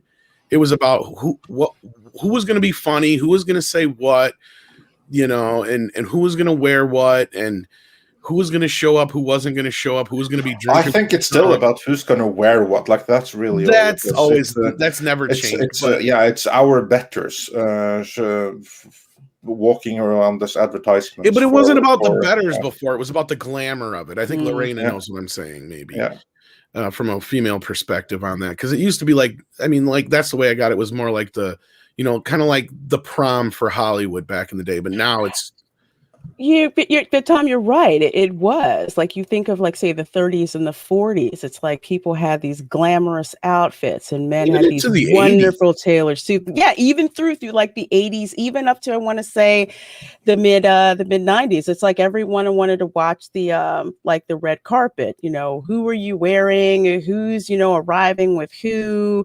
What's in the goodie bags? You know, all of that. It was like the biggest party in Hollywood. And even when I lived in LA, I couldn't stand the Oscars because that meant the parking was horrible.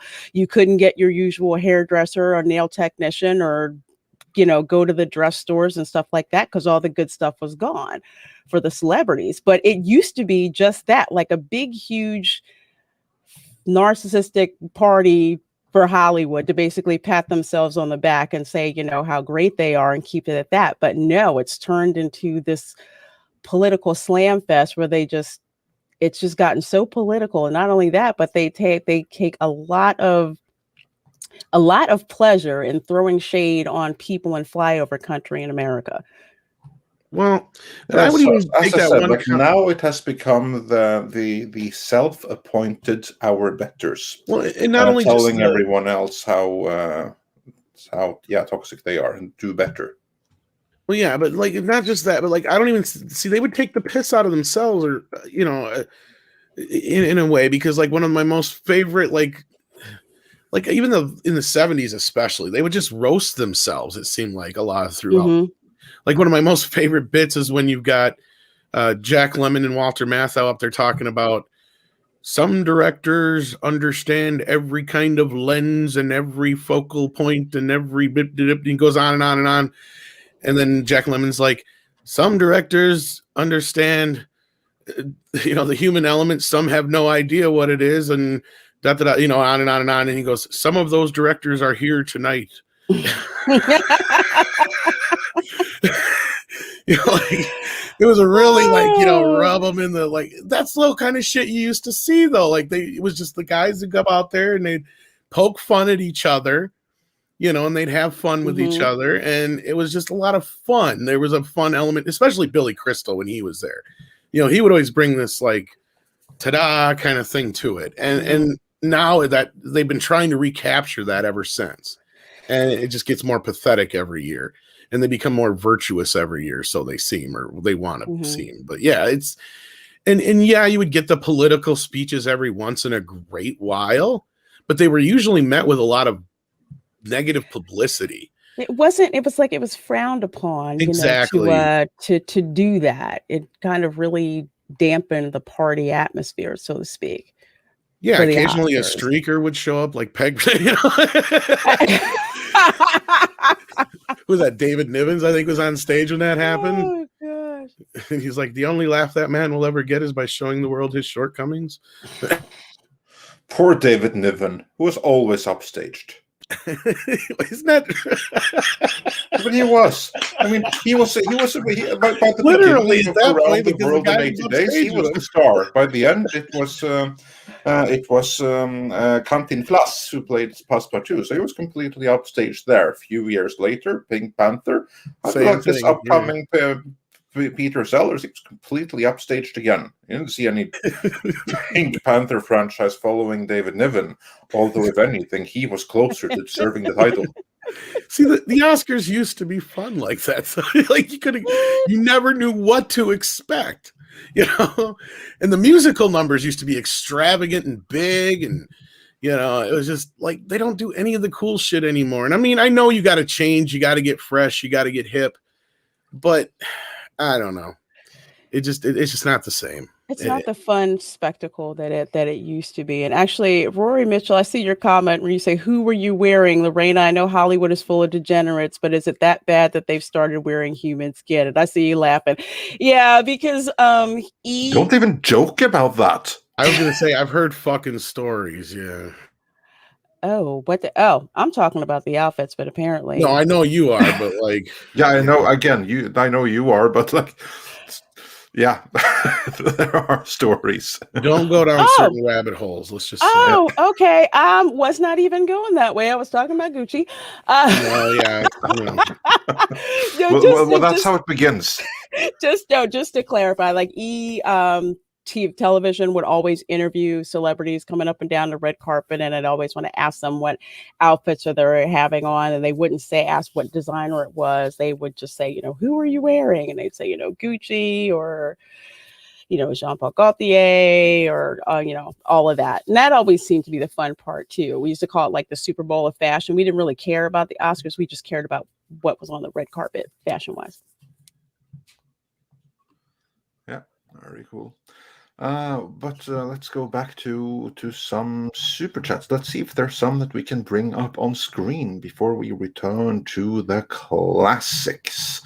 See what we have Mags here. And Mag says, watching older movies, as in from 50 to 60 plus years ago, it makes me so angry how entertainment has gone downhill. I'll keep watching the old stuff. Yes, do that. There's so many classics out there. So much great cinema. From ages ago. I mean, like we already covered The Mark of Sorrow, which is now an incredible 101 years old. Can you believe that? And still a great freaking movie. Not woke in the slightest. Hey, Mags. And Hyper Guyver 2 says, let's just be thankful that Thunder Force wasn't nominated. Oh, I refuse to see that. Yeah, I have completely skipped that. No worries. And then we must return to the classic super chats because that's what I'm able to. Well, I can't bring up any modern ones on the screens, so you're just gonna have to listen as I go through the classics. Stephen Alton says for $10, thank you so much. Am I the only one who noticed that they mentioned the virus that shall not be named before the In Memoriam segment, then left out everyone who died from it? Tone deaf AF. Maybe. I would imagine that you probably are the only one who noticed, because at least here, you're probably the only one who watched it. But if you weren't, maybe more would have noticed.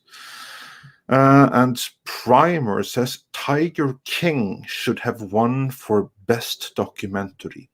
Yeah, I remember seeing that. Because that was the octopus thing, right? Because I started watching that documentary on Netflix, and then like 10-15 minutes into it, I was like, I'm not wasting any more time on this. Like that was, I don't want to get into it, but for anyone that's expecting much science and stuff like that, you're not going to get it from that documentary and it winning. I see parallels between that and The Shape of Water winning. So you must have someone in the Academy with some very, very weird kinks. I would rather watch Tiger King than The Shape of Water.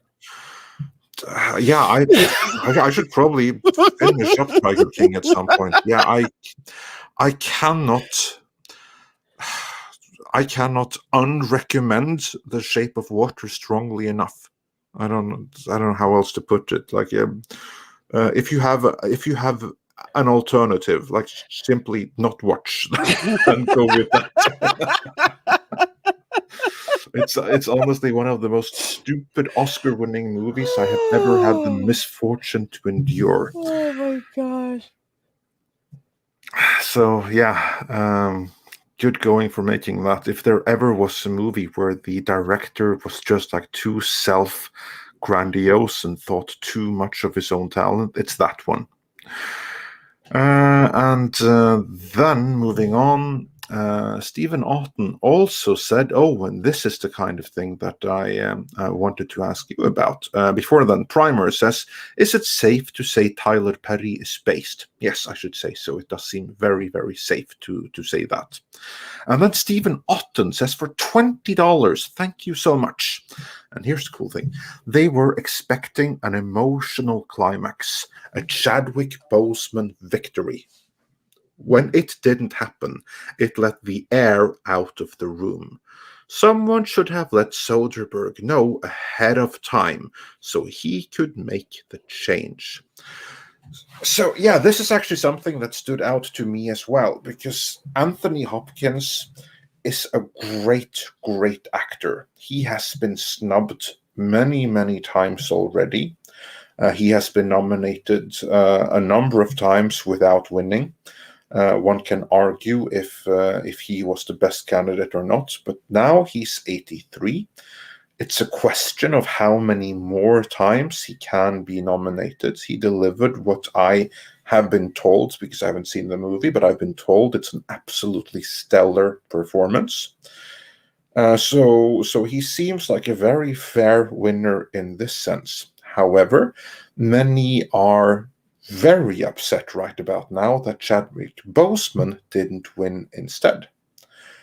Are they correct in thinking so? Should Chadwick Boseman have gotten the Best Male Actor award instead of Hopkins? What say you?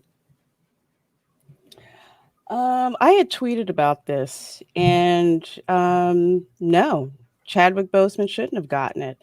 The two actors are completely different. Sir Anthony Hopkins has been a celebrated actor for decades. Chadwick Boseman, unfortunate as his passing was, his Hollywood career is relatively new compared to Hopkins. So while I understand some people are outraged because they think because of his death he shouldn't have gotten it, if you go based on longevity of career in the films that they've been in, hands down it's Anthony Hopkins. And I don't see why that's super hard to accept. I mean, I could understand from one point of view, like generally when somebody's nominated posthumously. Posthumously, yeah. Yeah, that word. When that happens, generally they win. So I can understand a bit of shock from that perspective, but I haven't seen either performance to be able to rate them. So at this point, I personally can't say who was the better actor.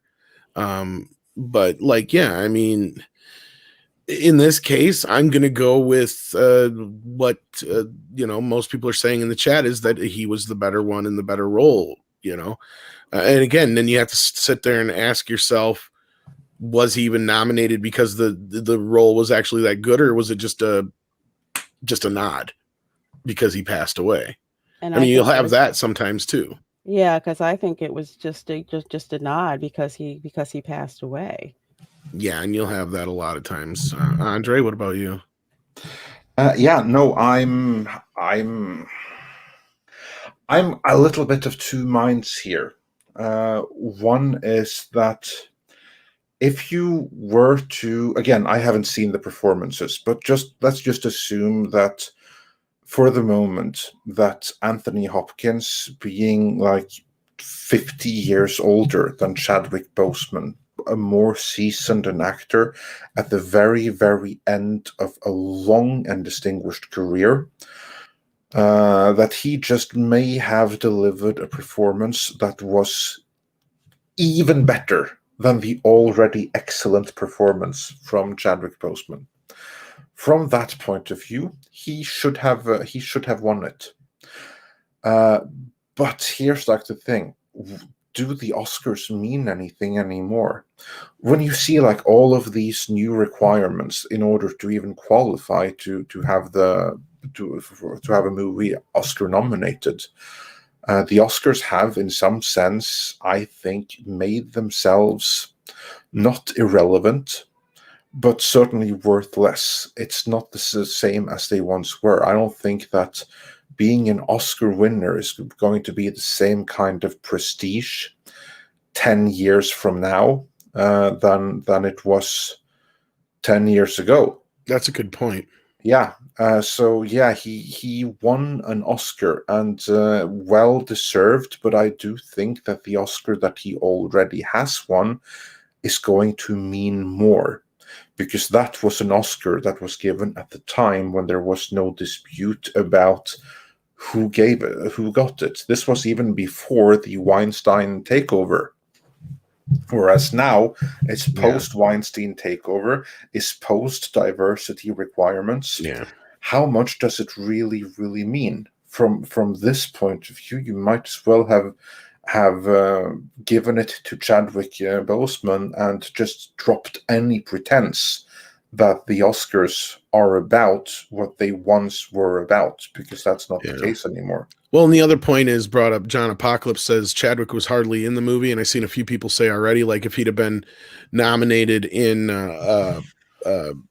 the supporting role, he probably would have won, like Heath Ledger was. That's the other thing, is usually they'll do that as well, so it's not such a, then the major award goes to whoever that year. But before we move on too far, I wanted to do this since I butchered this so bad. I just want to play this clip. Took me a few minutes to find it, but here we go. All kinds of directors. There are spectator directors, dictator directors, directors that are kind and tolerant. They're understanding. There are also directors that are mean and petty and contemptible. Some directors are short. And some are tall. Some are old and some are young. There are American directors, French, Czechoslovakian, and English directors, etc. There are directors who know everything about human behavior and nothing about the camera. There are directors who know camera angles, camera lenses, camera sprockets, and depth of focus, but who are totally ignorant of the human condition.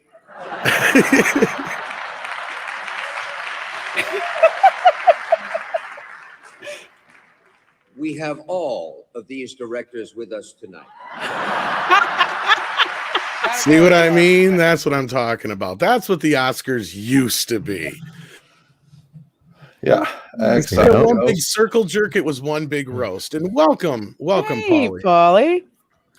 Yeah, it's nice when we could take the piss out of ourselves. A lot of Hollywood has gotten way too serious about themselves, way too sanctimonious. That being said, when an actor goes up there and just gives a speech about their profession and about being that sword and embodying their work, they shouldn't get shitted on. And that pisses me off, because it takes so much work just to do a small role, much less a leading role.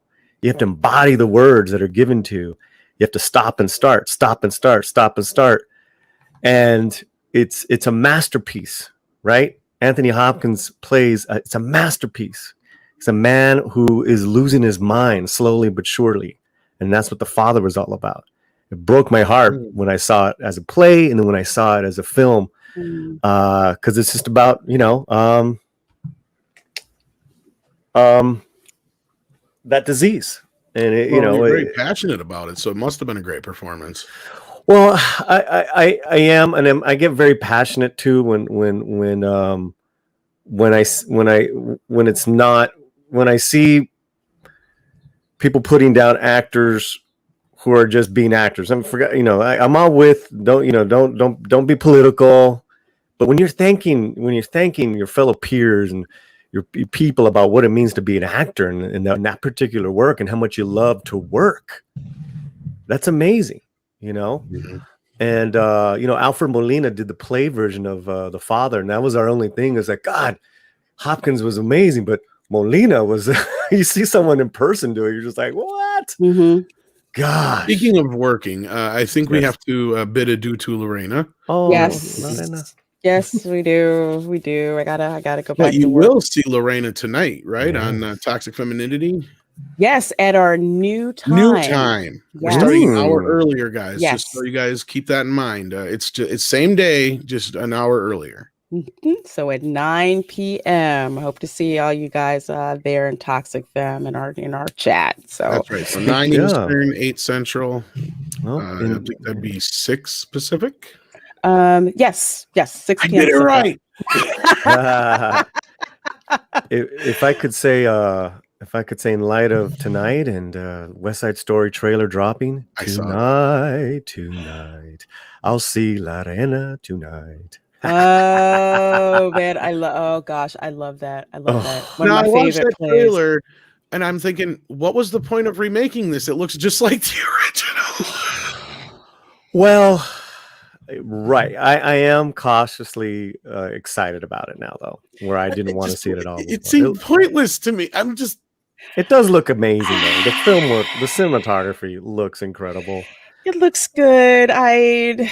I wish I'd see Rita Moreno, but you know what? I'm just gonna grab some popcorn and watch it. It is a teaser. I want to see the actual musical I get performances. that, but it looks like it's even shot with a lot of the same fucking I mean, there's a few new angles, but like the angle, like up to the, like all it's like. Yeah, he paid homage to the scaffolding, the fire. Why even do it if you're gonna do that? He's a fan. He grew up with it, you know. You know. Okay, guys, I'm gonna dip. We love you, Lorena. We'll talk to you later. Lorena, I love you. See you guys tonight. Love you guys. Take care. Bye, girl. The point is if you're gonna do a remake of a very well-known movie, you got to do it like True Grit. You know, where you try to do it exactly the opposite of what the other one was. You know what I mean? Like they should have. If Spielberg was doing it, he should have made it more realistic and gritty and more down to earth. Well, like I'm looking at this and I'm like, it's the same fucking movie. Like exactly. Well, like, it is and it's not, right? Because at least this time around, the Latinos are being played by Latinos. True. I'll give you that. That's a big thing. That's a big thing. Like now, and I love. Don't get me wrong. I loved Natalie Wood. I loved George Chakiris as Bernardo. You know, I grew up loving that film. I'm just like, okay, well, you know, it does not need to have been remade. I agree, but well, not just that. Okay, let me. Okay, I'll preface it or not. I'll post it with this or put a pin in it with this. Why Spielberg? That's a waste of his fucking talent. There's 100 other people. If you're going to just remake the same, like, I mean, seriously, if you're not going to, I'm sure there's some Latino directors who also exactly my point. There is, and they went and did In the Heights, which I'm way more excited to see In the Heights, the film adaptation of that, you know, than this. I'm with you. I mean, In the Heights is was a great Broadway musical as well. Now it's adapted. Lin-Manuel Miranda, and we'll see how that goes. But yeah, why? That's one question. But it's been remade, and from what I saw, I liked. You guys are okay, Tom. Well, as long as you. As long as it's good, it can present the story to a whole new audience. It can showcase the talent of a whole new generation of actors. Perfect.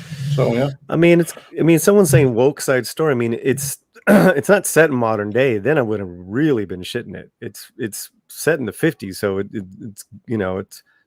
let's see how it retains the original story.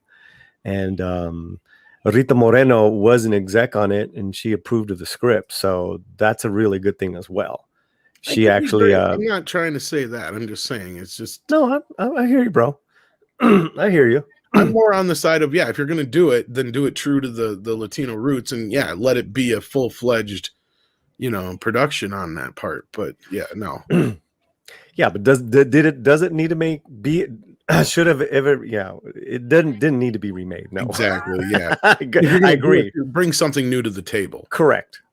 And it's so weird because the way things are, in the same year, you're going to have two Latino musical films come out. Because this thing was supposed to come out last year. That's true. Yeah, so very strange.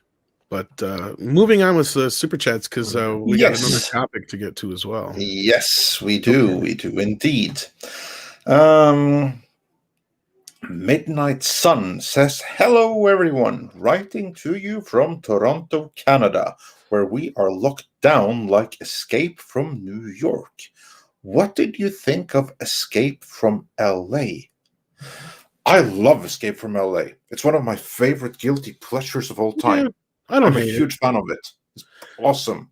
I mean, it has Michelle Forbes in a great non-Star Trek role and everything. Yeah. Well, not just that. It's the effects don't hold up now, and there's some really cheesy moments in it. But I actually like. There's a lot of bits in LA that I really dig. Like, I get it. It's like almost like a complete remake of the original film, but there is some really good bits in it, especially some of the performances. And you got Pam Grier in there, for fuck's sake. I mean, just the cast in Escape from LA is amazing balls. I mean, you even got what's his face, Easy Rider. His name just escaped me. Dennis. Yeah. Dennis Hopper? No, not Dennis Hopper. The other guy. Henry Fonda. Peter Fonda. Peter Fonda. Yeah. Whichever Harry one. was the dad. The surfer guy. Yeah. Peter. Yeah. Peter. Yeah. I mean, just the cast, and you got Steve Buscemi in there, and I mean, it's a lot of fun. The second one is. You can tell they were just having fun making it. Sweet opening theme and everything. No, I'm waiting for Escape from Earth. We all are. No, I mean, seriously, like they were going to do a third film called Escape from Earth. I'm waiting for Machete in Outer Space.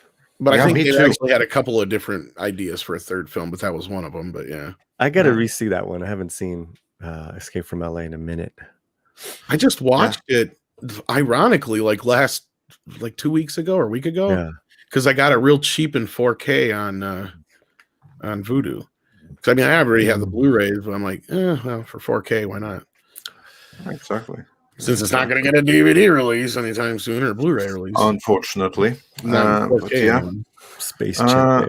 And moving on from there, Dash D's says for 25 Canadian dollars. Well, thank you so much. It's always bothered me when actors were put on the hero pedestal. Real heroes are soldiers, MLK, or Malala. The real people with strength to be more, which is why we watch movies or read comics in the first place. Yeah, that's some good points there. Yeah. Rob Peterslu says for 50 Mexican dollars. Thank you so much. I agree with Chris.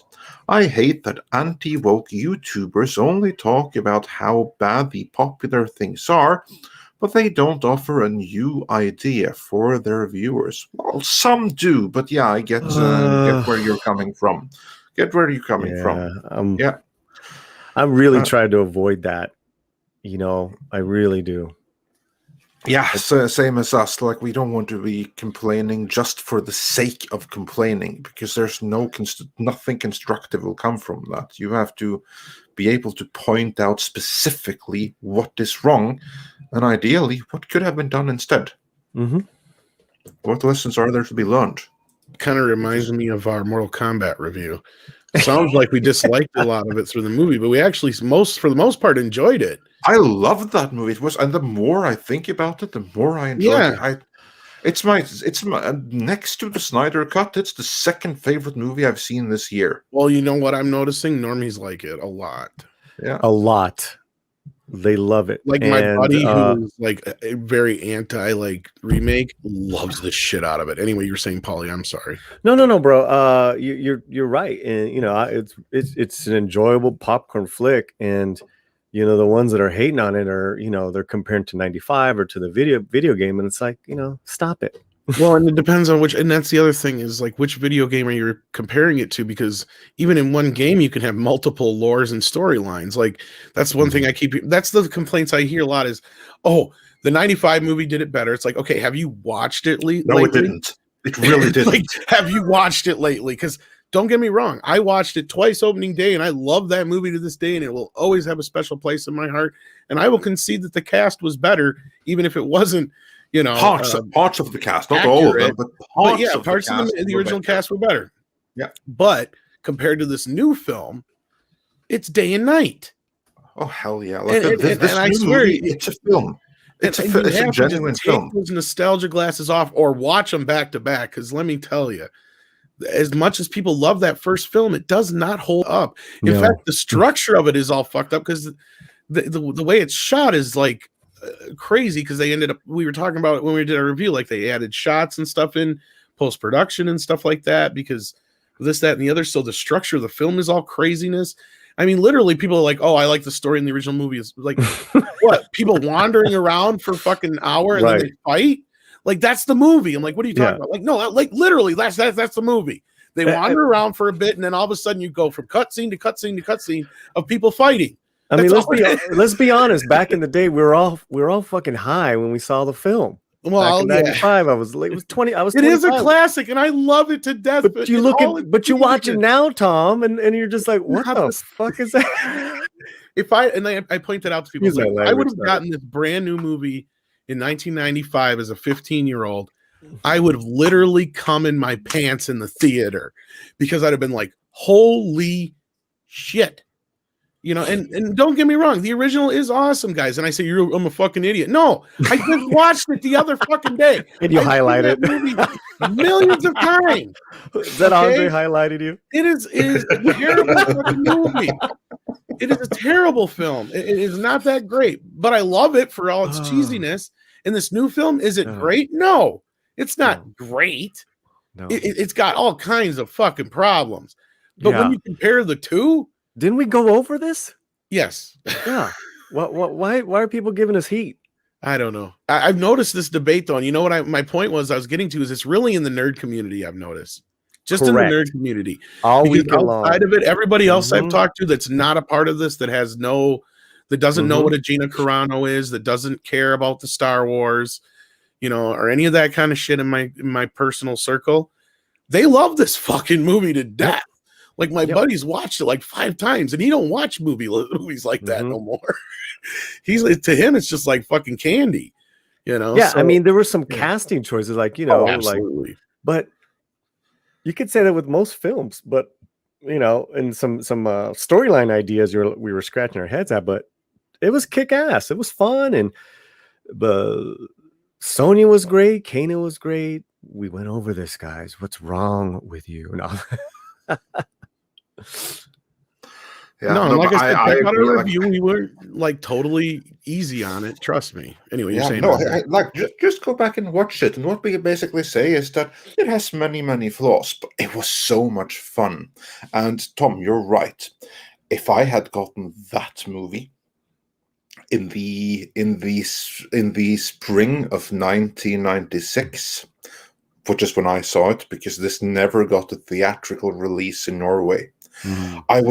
Because like back in the 90s, because at the time we didn't have any private cinemas in Norway, none whatsoever. It was just like the official county cinemas, so it was like decided by the state basically that this movie is good for you, so you can see that. This is no good, so you can't see that. And we didn't get the Phantom in theaters. We didn't get. I was shocked that when we got the X-Men in theaters, I would never have thought that would have happened. And we didn't get Mortal Kombat in theaters. And I knew a Mortal Kombat movie was coming. I knew it was in existence.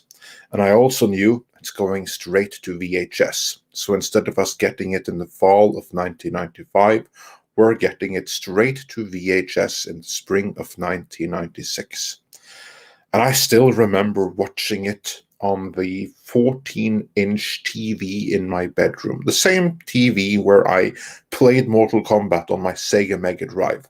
And I loved it, but it wasn't everything I wanted it to be.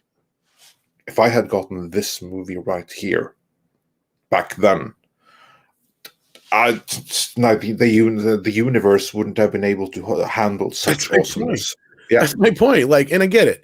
Like back then, the original 95 film is the best representation of a PG-13 version of that game, right?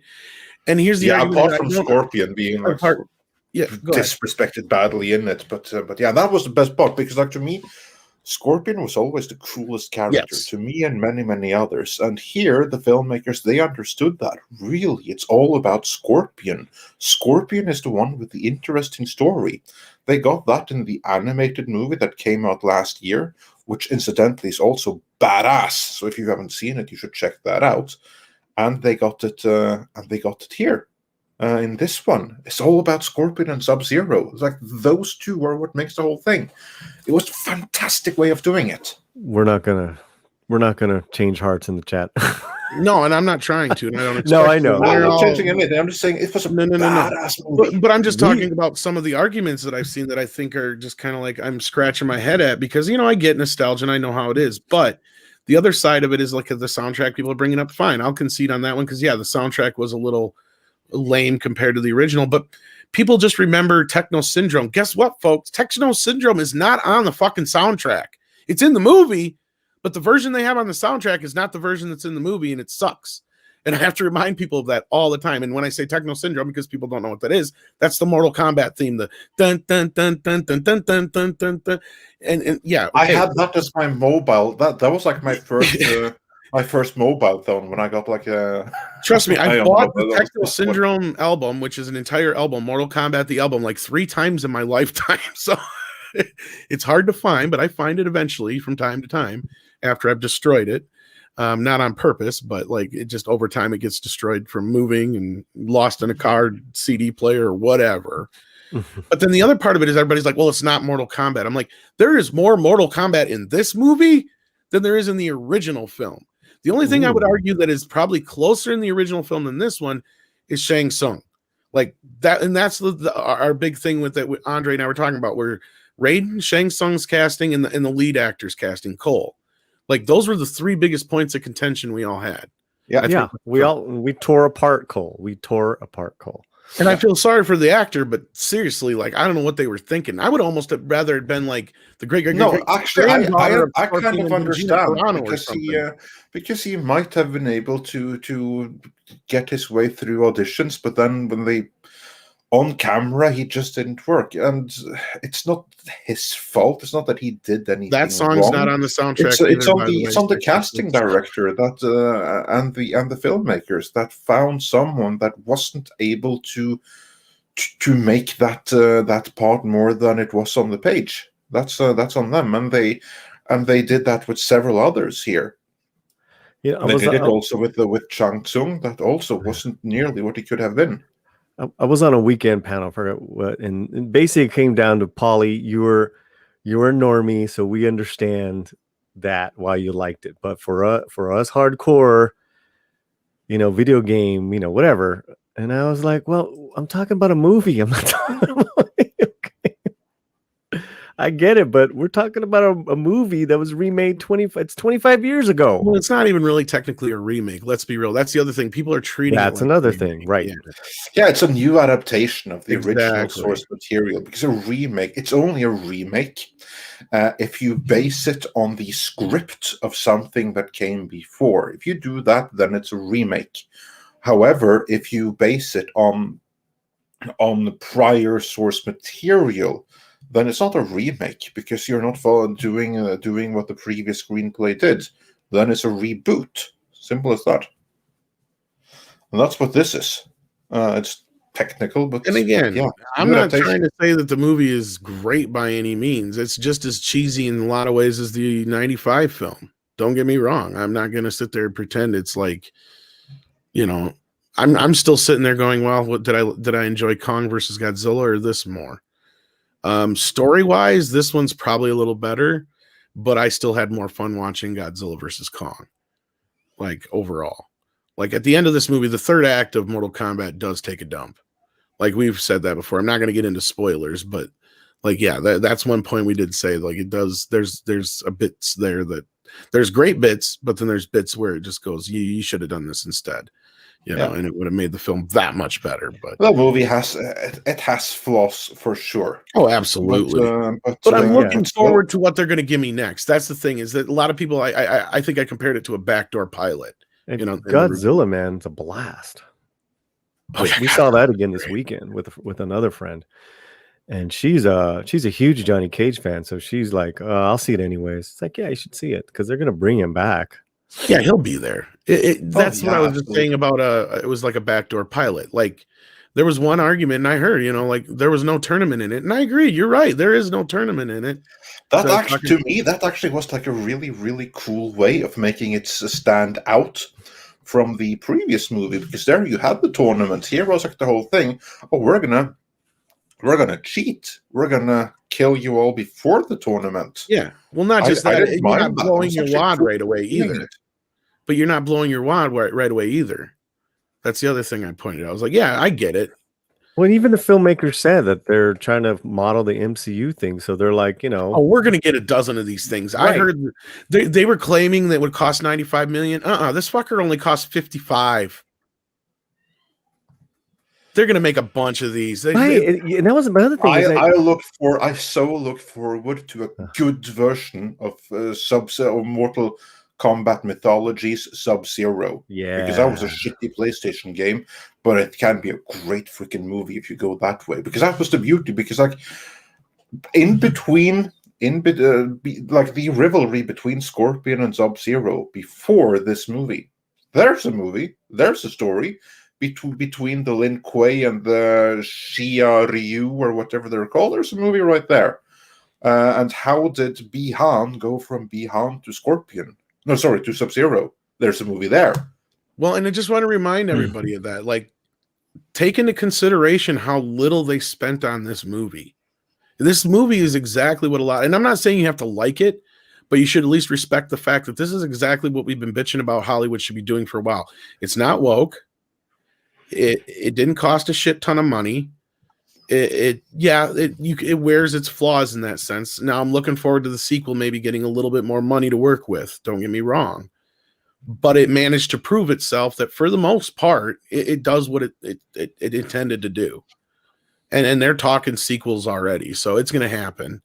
that was the whole point. I'm super happy about it. Yeah, That was the whole point. And I read some it made article where 22 million, I think, for the weekend, which is not bad at all. It's second best pandemic opening, I believe. Mm-hmm. Yeah, the filmmakers and all of them, they're purposely following the MCU model. They're gonna, have different movies. I wish they would have a Scorpion movie. That actor's great. Yeah. I think they will. I think that I hope so so. good. Well, I that's mean- the thing is the HBO Max, and that's the other thing is I'm sure that they're looking at, look, we can spin off all this other stuff on here. And that's where the fact that they're not spending all this extravagant money on this is going to pay off in the end. You know what would also be awesome? Of course, yeah, a Scorpion movie with that actor. How amazing would that be? But you know what would be super fun as well? A Black Dragon movie.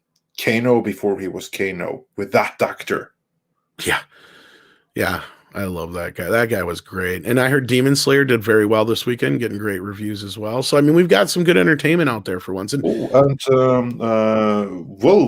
points Yeah. out the actor for Sub-Zero said he sounds signed like a trilogy and a 4-movie deal. solo movie to me. Yes. Here we go. Is it wrong that I'm more excited for a Mortal Kombat cinematic universe than I am for the Marvel cinematic universe right now? Because that is the case.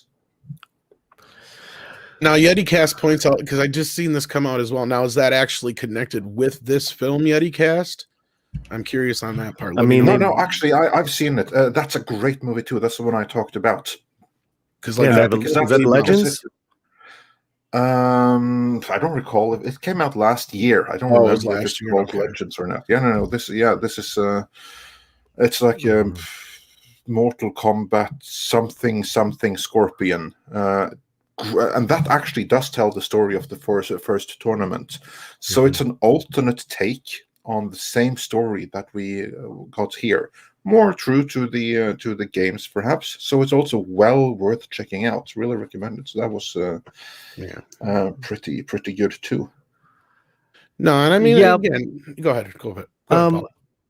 I'm in the unpopular crowd with liking Falcon and the Winter Soldier and the new Captain America announcements, but that's okay. So I'm a little excited for that. Oh, okay, that's fine. Like, there's no shame in being excited for it if you liked it, and cool. And yeah, it was called Mortal Kombat: Scorpion's Revenge. Oh, Yeah, yeah, that's it. Yeah. Do check that out. It's awesome. It's so good, so good.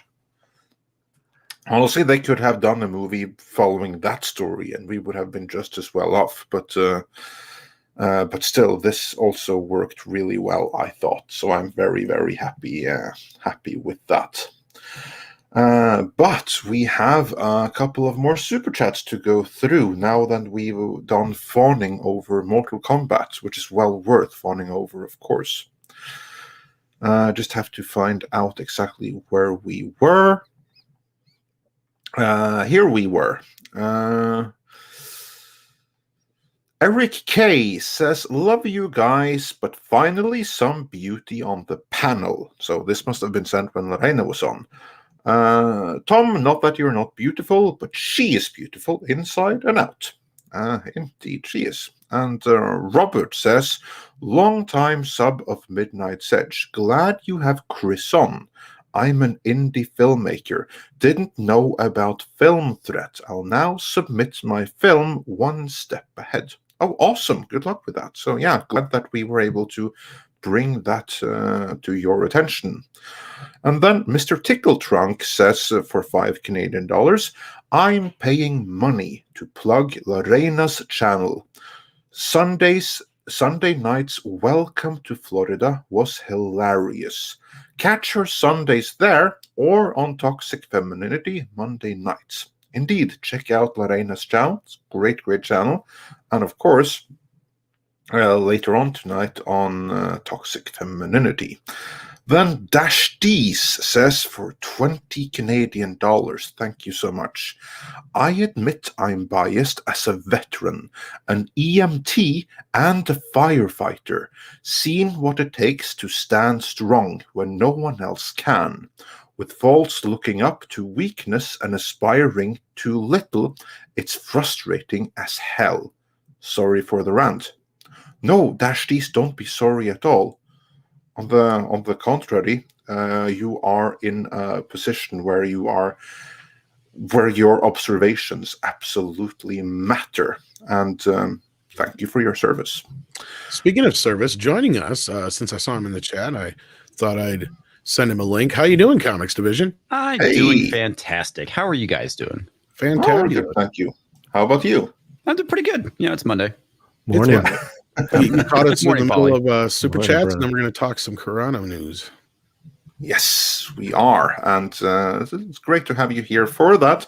But going to go through a couple of more super chats before then. Valiant Renegade says, think the last Oscars I actually watched or cared about, I was cheering for Return of the King. So 2003, 2004, yeah, would be thereabout. And Nal White says, look up EATR robot. That's probably something for Something to give me some more nightmares? Yeah, probably. And Servant of God 777 also says, always put in a kill switch in any AI you make. Otherwise, we're host. They might misunderstand the kill switch, though. Yeah, exactly. I don't know. Did you hear that discussion earlier, Comics? No, I didn't. No, that'd be a good topic for one of your Thursday night shows, possibly. I stumbled across this AI thing where they were interviewing it, and the motherfucker's self-aware. Not only is he self-aware, he lies. On that note, Adam Wofford says for $10, there was a story where humanity wanted to know if God was real, so they created a computer with all the knowledge of the universe. Then we asked the AI. The AI said, "There is now," and took over. And that is, that brings me my next point. I forgot to mention, he also knows that he'll be smarter than humans in like the next 10, 15 years or some shit like that. Well, I mean, that's kind of the problem with AI, right? Is that, I mean, even if it's not smarter than humans, it's already having a manipulative effect on us currently. Yeah, big it's, data. It's literally conjuring demons and never. Yeah, it conjure demons. really is. And to me, as someone who works in tech, big data scares the ever living piss out of me because of its ability to be abused. And we're seeing it currently with like Google and YouTube and how they manipulate search results and things like that. That's all related to big data. But not only that, when it's used to actually predict the patterns of humans is where it gets pretty frightening, because governments and corporations can use this against us. And technically, they're already doing that to a lesser degree. Imagine if they were going full force with it. All I'm going to say is fuck all these people. I, for one, am ready to bow down to our digital overlords if it will save my life. I just want that on the record. will die on my feet. I'm kidding. I was just gonna joke. But hopefully I am joking. It's scary shit. Like, because I was thinking about bringing that for Thursday's show because it just bounced that off of the whole story from last year or whatever, when the two AI machines started talking to each other and created their own language, so they had to shut them down. Yeah, I don't know if you heard about that one. No, I didn't. But yeah, I think the world that we're really kind of heading towards is Minority Report. But instead of like psychic people, we have psychic machines. Artificial insanity. That's right. A mix between that and Dread, the 2012 version. I think that's a very, very realistic. The thought police. Take where we're going. No, yeah, that's coming. The thought police. How about that? Oh, that's gonna be a thing. You can definitely do that with AI. They'll make an algorithm. It already thinks that onions are boobs, so why not? That's funny. Did you guys see that? Yeah, Facebook, the thing. Anyway. I can't say that I have. Yeah, there's an algorithm that's supposed to see like nudity and shit, and it keeps flagging like pictures of onions. Yeah, those like visual recognition things, they are severely flawed. Okay, yeah, fine. So it saw something naughty in onions. There are far, far worse things than that. Yeah, but it's going off of a shape, right? And that's the reason why they're flagging onions, because they don't know any better. Yeah, you got to train the algorithm. YouTube has a similar thing, because I remember when people were doing their Wonder Woman reviews, a lot of people were getting their thumbnails flagged because they were using that one image of Wonder Woman laying on the floor, like, after she got hit and she got a little blood on her face or whatever it was. And so they were, and you can't tell that she's wearing anything, especially if you crop it off at the chest. So I guess the AI for YouTube was flagging it. I think even Az was bitching about it. It was being flagged for nudity or some shit. Actually, like all our James Bond thumbnails have been flagged for that. Not just that, or probably guns. I noticed guns get that was one of my first ones I ever had a problem with, the demonetization thing when it very first became a thing. I believe that's the only reason they wouldn't drop that one, is because we had the gun on the thumbnail. That's interesting. Which is, I'm curious how that works with gun tubers, but I see pictures. Because there was no chicks; it was just a gun. It was like, I can't even remember what it was, but it was some guy. I was either Rambo or something like. I can't even remember what it was now, but yeah. Yeah, that's weird. Yeah, thanks YouTube. Yeah, and of course they won't tell you exactly what it is, but yeah. No, of course they got to keep it vague. That's why. Exactly. That or Rambo is showing too much titty. Too much toxic masculinity. Show up my nipples, and it keeps happening. But we have a few more super chats before we get into the next main topic, and that one's a real doozy.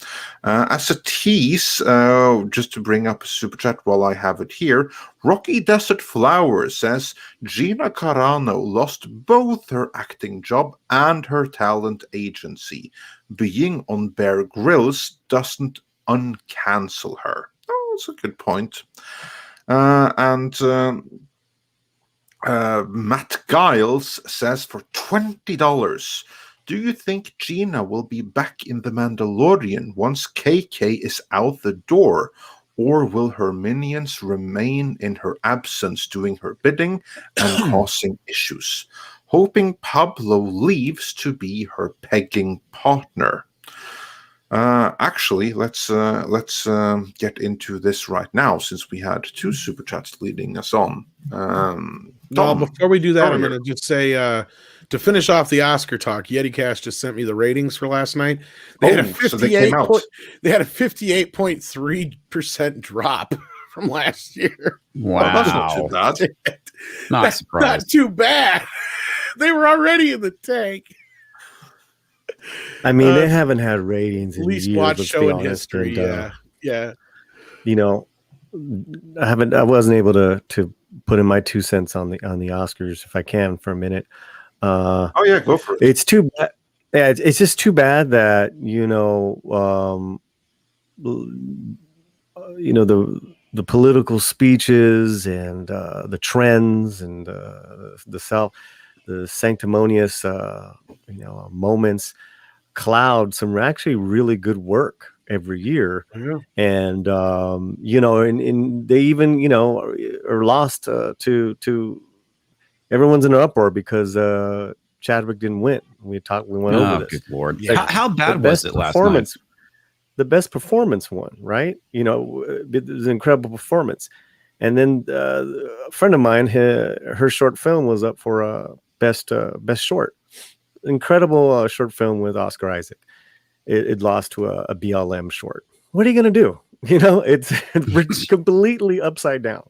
It's completely upside down. It's pure politics. It's a fucking, it upsets me so much sometimes, but I am always going to defend the hardworking actor. She's in my family, and I know what she goes through day in, day out just to get a role, much less, have a career. And so I like it when they give speeches, talking about being an actor, talking about thanking directors and writers. You know what I mean? Like thanking their craft. That's what I love. Not the other bullshit. Well, like I said earlier, I miss the having fun aspect. They didn't used to take themselves so damn seriously when it came to that. It seemed like they would roast each other a little bit. I love that. It seemed like they're having fun during that time like period. Now everyone's too freaking serious. Yeah, now it's like it's just for the press. I think no one has a sense of humor. Yeah. Well, we're not allowed to have one. No one has a sense of humor. Even the Golden Globes had sense of humor, man. Back in the day, they're all getting all drunk and having fun and shit they would say would never say at the Oscars would get out. Well, it defeats the cause if you actually have a sense of humor and you can laugh about things. Yeah, you gotta be angry all the time. You gotta be. Well, it's a platform, Yeah, it's funny you mentioned Polly because I recently saw statistics that show that majority of the movie going audience, obviously besides white, the next biggest demographic is Latino. Believe it or not. And so I feel like there's your diversity right there. They're ignoring the next biggest demographic in film. Well, no, they don't understand it. Okay, they don't understand that demo. They think because some of the key holders that are Latinx in Hollywood is telling them what that huge buying market loves. They're feeding them the wrong shit. The Latino market they love action films. They love their stars. They love Schwarzenegger. They love kicking ass, Godzilla, all that shit, because it's also movies they can take the families to. Cesar Chavez, the movie directed by Diego Luna, didn't make a dime, and he was a great labor leader, Latino. What does that tell you? It tells you that they want to see blow shit up. Maybe if Cesar Chavez had a grenade rocket launcher and was shooting at the picket line or played La Bamba, yeah. Say hello to my little friend. Yeah, hello.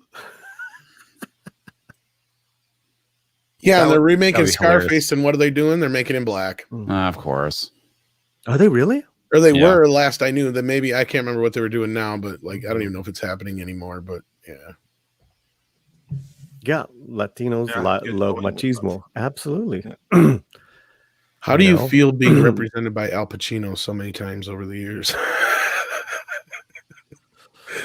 Oh God. That's a separate stream. We could have. I mean, it's a love hate. I have a love hate because it's Pacino. It's Pacino. And when the judge who wrote, the real judge, the Latino judge that wrote Carlito's Way, when he sold it and they said Pacino was going to play Carlito, he's like, it's Pacino. What am I gonna? He's one of the greats. But that was, It's that was the early Scarface, I 90s. guess, Yeah, it was. Yeah. I saw that movie in the theater. Which one? Carlito's Way. I would say you're Oh, probably way yeah, too young to yeah, have yeah. seen Scarface in the theater. Yeah. No, I was way too young to see If that in the not, theater. your parents would be very bad God, parents. I'm old. Yeah, I saw. Yeah, but and Carlitos Way had John Leguizamo, who we love and roast all the time. Tom. Scarface, because like my parents were pretty lenient on the R-rated movies when I was a kid. Scarface was one of those that I really couldn't wait to see because that was one of them they wouldn't even let me watch as a kid. like well, there's that chainsaw scene. Well, that's so brutal, man. Between that and just all the cocaine and everything else, yeah. You killed my best friend, Angel Fernandez. Give his life for this yayo. So I gotta ask, how bad was the Oscars last night? I didn't watch it. I didn't watch it. No, but from everything we've been told, pretty effing bad. Basically, the best speech was given by Tyler Perry, from what we hear. Yeah, he actually had a genuinely good speak, saying no one should hate anyone and don't be manipulated by big tech, and that's believe awesome in the narrative. So yeah, that was Even I'm stuck pretty up for impressed. cops. Yeah, I was impressed by his speech. So that was pretty cool. Was it better than Falcon's speech at the end of Falcon and Captain America? Oh, nothing is better than that. You had to go there. I did. Mainly because I heard you say you liked it, Polly. Are we gonna divert? I love that television series. I absolutely loved it. I absolutely hated it at the same time. Absolutely terrible, my friend. The characters end where they began. Nothing changes. You could actually literally skip that series and go straight from Endgame to Cap 4, and nothing impacts it. You see, that's my big issue because to me, it's Star Trek Into Darkness. Sam got to come home as a vet. That's a huge deal. He got to, because he never went home, right? After his 2 tours, he met Captain America, and he's like, "I'm a soldier. I'm going with you."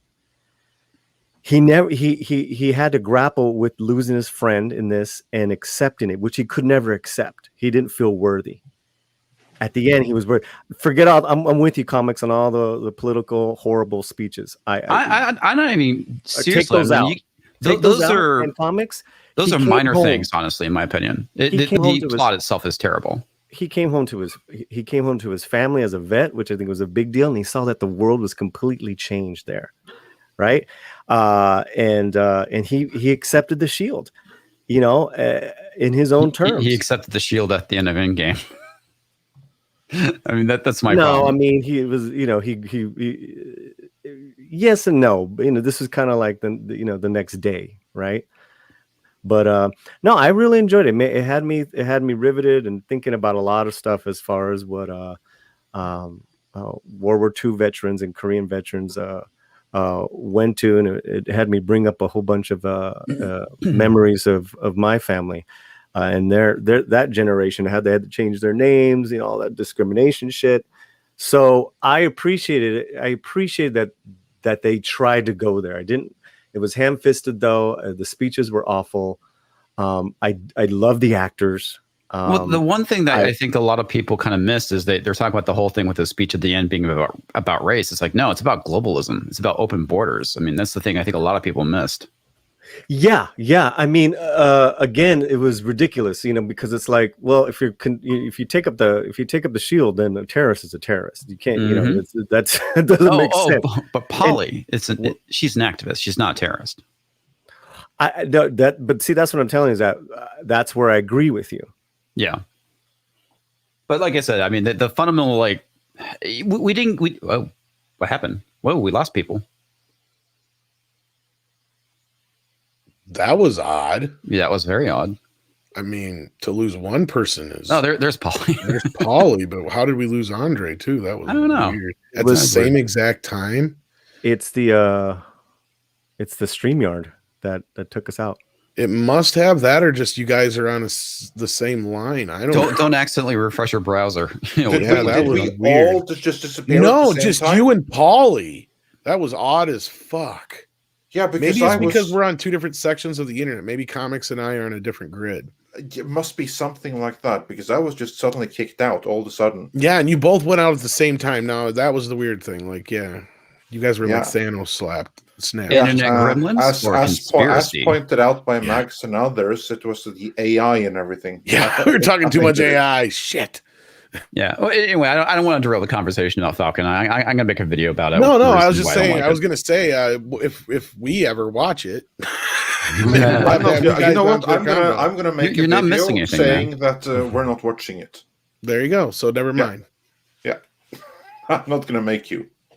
I've heard quite enough. I respect that Paulie liked it. I'm sure there's plenty good in it, but based on everything I have heard, I wasn't interested in watching it in the first place. If I was, we would have been reviewing it the whole time. But now, not happening. It's best of luck for Loki. It has some. Yeah, I'm no interest in that show. It has an uphill struggle right now, as has everything else in the MCU. Well, Loki, or should I say, what's his face? The actor narrates the latest trailer from Disney Plus. Didn't you see that one?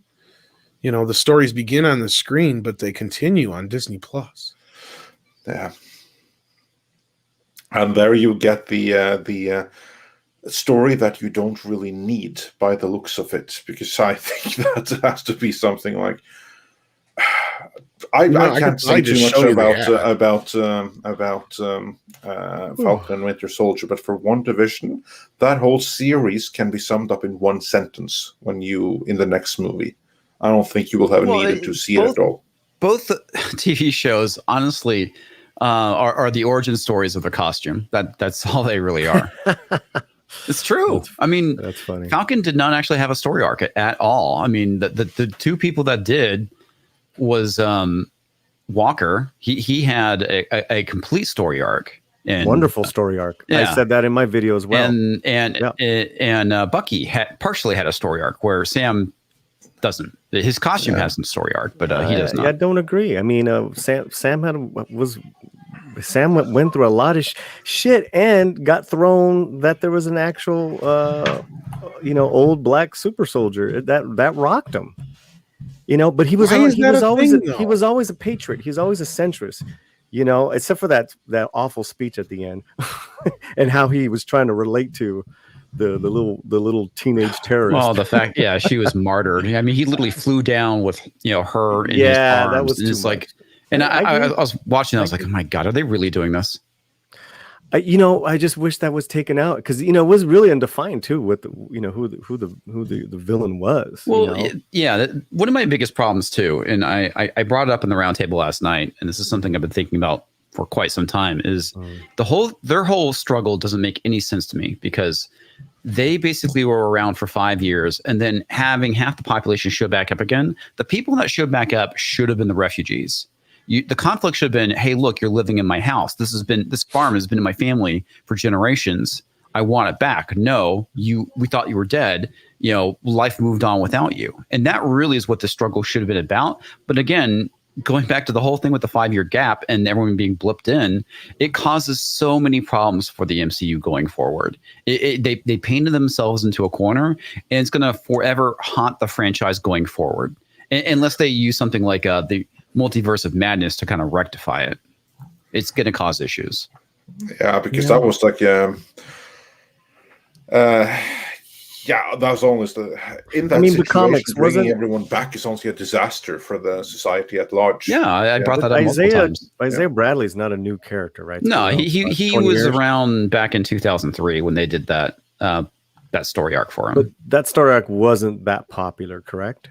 I actually knew absolutely nothing about it till it got brought up in the show, and I had to go look it up. I was like, okay, so this is something they did back in 2003.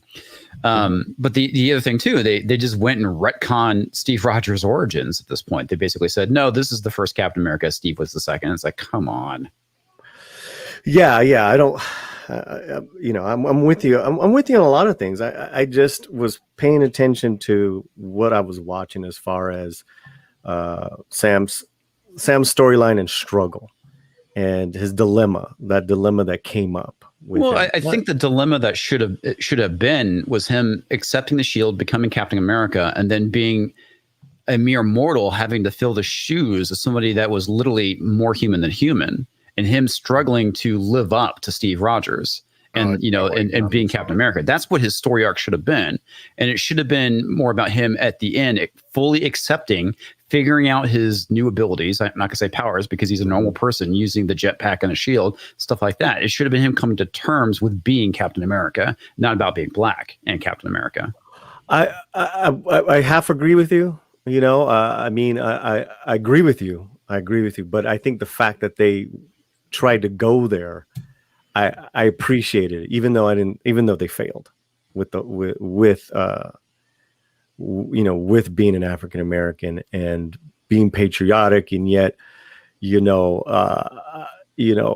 my people are being discriminated. I mean, it's interesting, it's riveting, but it was a failure. I think there's better ways of handling it, and correct. Part of it is that I brought this last night. One of the best movies that talks about race, racism, and how to de-radicalize people is the movie American History X. It is probably one of the best movies I've ever seen, in my opinion, about that. And the funny thing is that everyone agreed that that movie could never be made now because nobody wants to have that kind of nuanced conversation about race and racism. I mean, you're not wrong, man. You're not wrong, and people don't want to have the real conversation about Asian hate and the black community because, because white supremacy. Well, I'm not even thinking about white supremacy. No, but if you've been reading the articles, they're actually blaming it on white supremacy. It's pretty funny. God, they're completely inaccurate, right? But what I mean by this is because Isaiah is a connection to the Jackie Robinson era of being a vet, coming back from the war or during that time and being discriminated still. That to me is interesting. I would have liked, and I know they kind of retroed that to use it right now in the modern world, with everything that's going on, and it didn't work. I would have rather have seen something, because that just reminded me of those stories that I've heard. That's all. And there was a great movie by Lawrence Fishburne like years ago about the Tuskegee Airmen and like the discrimination they faced. Yeah, no, not Red Tails. It actually had Lawrence Fishburne, and this is like way before Red Tails. But it really kind of dealt with the whole thing with the discrimination that they faced. And one of like the best scenes in the movie is that they're going to defend this bomber, and they shoot down the German pilots. And the guy's like, it's like, I want to meet you and buy you a beer. And then when he goes in to say hi to the pilot basically, is outraged the fact that he was saved by a black man. And it was a very powerful, scene. It was done very well. In comics, there's a lot of that. And, and God bless the chat. I'm not talking about any supremacy of any sort. I'm talking about what it's a dual, it's a living on the hyphen, whatever you want to call it. It's just, it's a dual realities. You can be a patriotic American and be Chicano. You can be a patriotic American and be African American. That's all, those to me are interesting stories. And, this brought up for me Hero Street USA, and I talked about Hero Street USA this morning. It's a block right outside of Chicago, Illinois. It's a block and a half. It's the highest concentration of American heroes that were decorated World War II, Korean War. That block and a half were about 100. Yeah, there were like about 100 of them that went enlisted, drafted. The medals were just amazing, right? What do they all have in common? They're all Mexican American. Interesting. And we don't know those stories. Yeah, and those are definitely stories that should be told too. And one thing real quick, that VK109 says that the movie is actually called the Tuskegee Airmen. So that's the Tuskegee Airmen. Okay. Yeah, came out in 95. And all I'm just saying is that this sparked a flare, a little. It touched my heart that what they were trying to do. It was a failure in a lot of respects, but I appreciated it. And, I'm not, that said, I don't want to kind of belabor it. It was just like, I get it. Yeah, bro. I'm not, and so I also, I'm a big Anthony Mackie fan. So I just was riveted by him. And, I am too, man. I actually think he did a great job, and there's a lot of stunts that were done really well. I mean, the fight scenes and the stuff he was doing with the wings was pretty amazing. But to me, it just all felt kind of wasted because there just wasn't a good story arc for him. Yeah, no, yeah. Well, I'm glad you brought it up. I mean, I did not expect to chat about this with Comics Division, so that's pretty cool. I'm honored, sir. Yeah, well, I'm honored as well. Yeah, I was, and I know it's unpopular, but if that's why I like this community, guys. The other thing too, man, you like what you like, and I'm not gonna judge you for liking something I didn't. I mean, it's just a matter of taste, really. And let me also say that one of the equally riveting and heartbreaking was Zemo's arc, and the moment where he went to that the German statue, the memorial. Mm-hmm. I mean, the Sokovia Monument. Yeah, that's what I meant. Yeah, I mean, there was a lot going on, and and it wasn't just black. There was a lot of shit going on. That's what I love. It generally had good moments, but overall for me, it was just a. I mean, I've already named you got Sam, you got Bucky, you got John Walker and his buddy, which I loved. I'm really pissed that they killed him, and then you had a Zemo. I was really enjoying. I really liked it. But anyways, okay, I'm done. Yeah, again, that's the beauty with, as you said, that's the beauty with this community, that we can have conversations about literally everything. That here we allow diversity of opinion, and Tom has some awesome shirts to show us all. And that's going to segue nicely into the next topic right after I run through a couple of more super chats. Then we're going to get back into Gina Carano.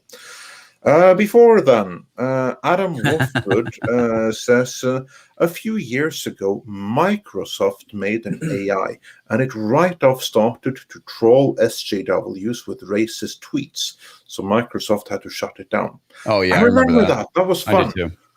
And Mags says, Oscars? That hasn't been relevant in my household since the Return of the King, which, by the way, is the only time I was truly invested in it. ActionCom says, at what point would everyone say did the Oscar ceremonies go from revered to jeered? I think this year is probably as good a candidate as any. And Pablo Papano says, Saving Private Ryan was hugely snubbed. Guillermo del Toro is one of the most overrated filmmakers. Well, yes and no. He has some incredible movies. He really does. But sometimes he can believe his own hype a little bit. Yeah, he's overly ambitious, I guess is the best way to put it.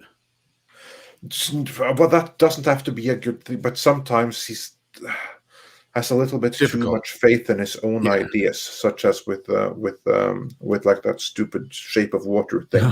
But like, for instance, Pan's Labyrinth, El Labirinto del Fauno. If you haven't seen it, go watch that movie. It's one of the best movies ever made. Takes place during the Spanish Civil War. Fantastic movie. Can't recommend it highly enough. It's one of my favorite movies of all time. On that note, Stephen Otten says, thank you, Audrey. The Shape of Water was just a Del Toro greatest hits album. Pan's Labyrinth was much better. That was actually really good timing with that super chat. I thought it was Hellboy with nobody but what's-his-face, the fish guy, Abe Sapien. Yeah, that's what it looked like to me. Yeah. But anyway, like the go-to Del Toro movie for as far as I'm concerned, the ones that everyone should see are Kronos and El Labirinto del Fauno. It's such a great movie. I can't believe it's getting that it's not getting more attention than it does, because to me that's the best movie he ever made. Better than any Hellboy movie. ActionCom wonders, did they do an in memoriam? Was it respectful? I didn't watch. I have no clue. Did anyone here watch it? No, I generally do at least check that out. I should. Okay, well then we plead ignorance. Moving on. Hypergiver 2 said, let's just be thankful that Thunder Force wasn't nominated. Yeah, we got that one. And BK109 says, guys, Variety has the ratings for last night. Check them out. So we all have a good and hearty chuckle. Yeah, we mentioned that. Tom, would you like to repeat the ratings? I have the exact numbers in front of me again right now. Hang on. It was a massive bomb, basically. Yeah, YetiCast sent me the thing here. Ratings dropped by 58.3%, which is a 13.75 million viewer drop off from last year. This smashes the previous record-setting year for the least watched show in Oscar history. It sank even lower in its key demographic, losing 64.2% of the Oscars. Yeah, overall, and I was actually disappointed it didn't lose even more than that. Yeah, but hey, that's me. Action. I think it was a 1.9. I think was its actual rating. Yeah, that's not great. Action 1.5 for $10. Would it be a more exclusive club to not be nominated by the Oscars? If you do good work that will stand the test of time, who needs the self-appointed end-all be-all for taste? Actually, I don't think that's a more exclusive club at all. That only means that you've stood the test of time, which really has nothing to do with Oscars. If you go back at old Oscar movies, some of them have stood the test of time and others haven't. So I think that's two different things. Stephen Alton says, good news. It's 4/26, Alien Day. And Master Clockwork says, know what's fun? Oscar winners who also have Razzies. Oh, yeah, that's a good one. Oh, wait a second. Have there been Razzies this year? I mean, if there's been Oscars, you would have think that they usually do the Razzies the morning of. Yeah. I have no idea. I'll have to look here. I was watching the In Memoriam, which looks all right, but the music sucks. We haven't heard the which one? Memoriam? I'm watching In Memoriam right now. Yeah, from the Oscars, like the tributes to they missed a couple people that they always do since last year, and that they remembered, which isn't everyone. Okay, and then let's see if there was Razzies this year. Yeah. In the meantime, Camillo Villegas says for $10, we were playing dominoes yesterday. My cousin said, I think the Oscars are on right now. This is the first time ever that literally no one cared. Yeah. And John Apocalypse says that Chadwick was barely in the Five Bloods. So yeah, then he certainly shouldn't be getting like the same thing as Hopkins, who was the actual lead. Archangel G says the Oscars haven't been relevant to the general public for a long time. It's the elites jacking other elites. It's an inside the industry award. Even the Razzies have gotten political. Yeah, this year's winners included serious. Oh my God. The pro-Donald Trump film Absolute Proof, directed by MyPillow CEO Mike Lindell, which presented false evidence that the 2020 presidential election was stolen from Trump. That was the best picture winner. Absolutely. Oh my God. Okay, yeah, fine. Worst actor was Mike Lindell. Worst actress was Kate Hudson from music. Worst supporting actor was Maddie Ziegler from music. Boy, they're really tough on music. I mean, I heard it was in short, Rudy Giuliani for Borat. Rudy Giuliani was also won worst screen combo.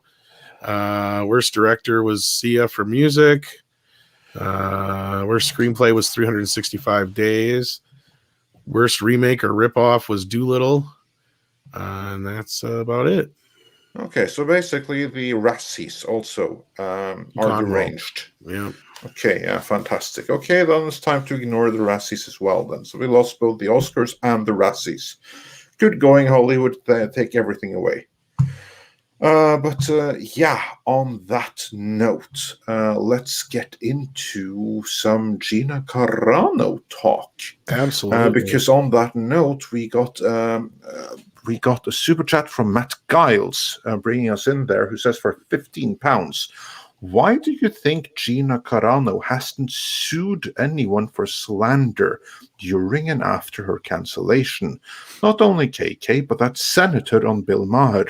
Also, Paulie, is that a real R2-D2 behind you? He's got this 3D wall thing. Yeah, it sure is. Yeah. And his head is coming out of the wall. Yeah, I got a Yoda one like that. Yeah. And before we move on, I also have to point out this one. The Last Millennial says for $9.99. Thank you so much. Polly and Comics. Both of your words are loved by me, an African American. Convos like this are truly beautiful. Also, I think we can agree that the next Disney series, Loki, will be Disney's best. Hashtag, you guys rock. Thanks, brother. I sure hope so. I sure hope Yeah. We can only hope about whether Loki is good or not. But as I said, I comment back to him. I'm very touched by your comment, man. I really am. Yeah. I think we can also agree that we're all fools for continuing to hope. Yeah. The fool's hope. Yeah. Well, Indeed. there's a little hope in the world, as we see here from Drunk 3PO's post, who, if you noticed earlier, I got his t-shirt in the mail today, and my Welcome to the Rebellion t-shirt in the mail as well. I'm glad to support Jay and the cause. He says, never stop making your voices heard. They heard this one. Gina Carano's episode of Running Wild is back on Disney Plus. Interesting. Interesting move here, Andre. What do you make of this? Actually, I think that's extremely interesting, because here's like the thing that Kathleen Kennedy, she was probably the one that pulled the trigger on getting Gina Carano out of Star Wars, but getting her out of this Bear Grylls thing as well. Now, I don't know that was Kennedy. That had to be higher up. That must have been Bob Chapek or something like that. But then you have this blowback. Then you have this Forbes article, and that did massive damage. And then you have this outpouring of sympathy, and it hasn't stopped. Like the backlash, it hasn't gone away. Like, it's still there. And then suddenly they bring this episode back. I wonder why. Yeah, well, that's extremely interesting that they would even do that. That they would unpull an episode. It sounds like damage control. Yeah, it could be damage control, but still, the better damage control in this case, I think, would be to basically just do nothing and hope it goes away. Because if you give them the finger, they're going to want the whole hand, and that's just wait. See, that's going to be here, and it's going to happen here now. There's no damage control in this. This is an admission of them having overstepped their mark. Oh, yeah, of them having gone too far. And once they have admitted that, it's not going to be any like, okay, now it's all good and well, we'll stop complaining now. No, I think that now it's going to continue even more. And now they've even set the precedent themselves that maybe we did overstep our bounds. I completely agree. I think the reason why they did it is they realized that the Gina Carano thing wasn't going to go away, and that's the reason why they did it. And I think you're right. They're trying to appease the masses at this point, so they're trying to do damage control, but it's not going to stop. It's just going to keep going. Yeah. Even if they uncancel her, I don't care about Disney anymore. I mean, it's like you made your bed, man. Now you got to lay in it. That's a good point. And I definitely want to get your overall feeling pretty much more so on this comics, as we're going to lose you here in a few minutes. But the interesting part of this is, did they put this back on because of what you guys are saying, or is it more so what that super chat was referring to is somebody in legal realized, oh shit, we're going too far with some of this stuff and she could come after us.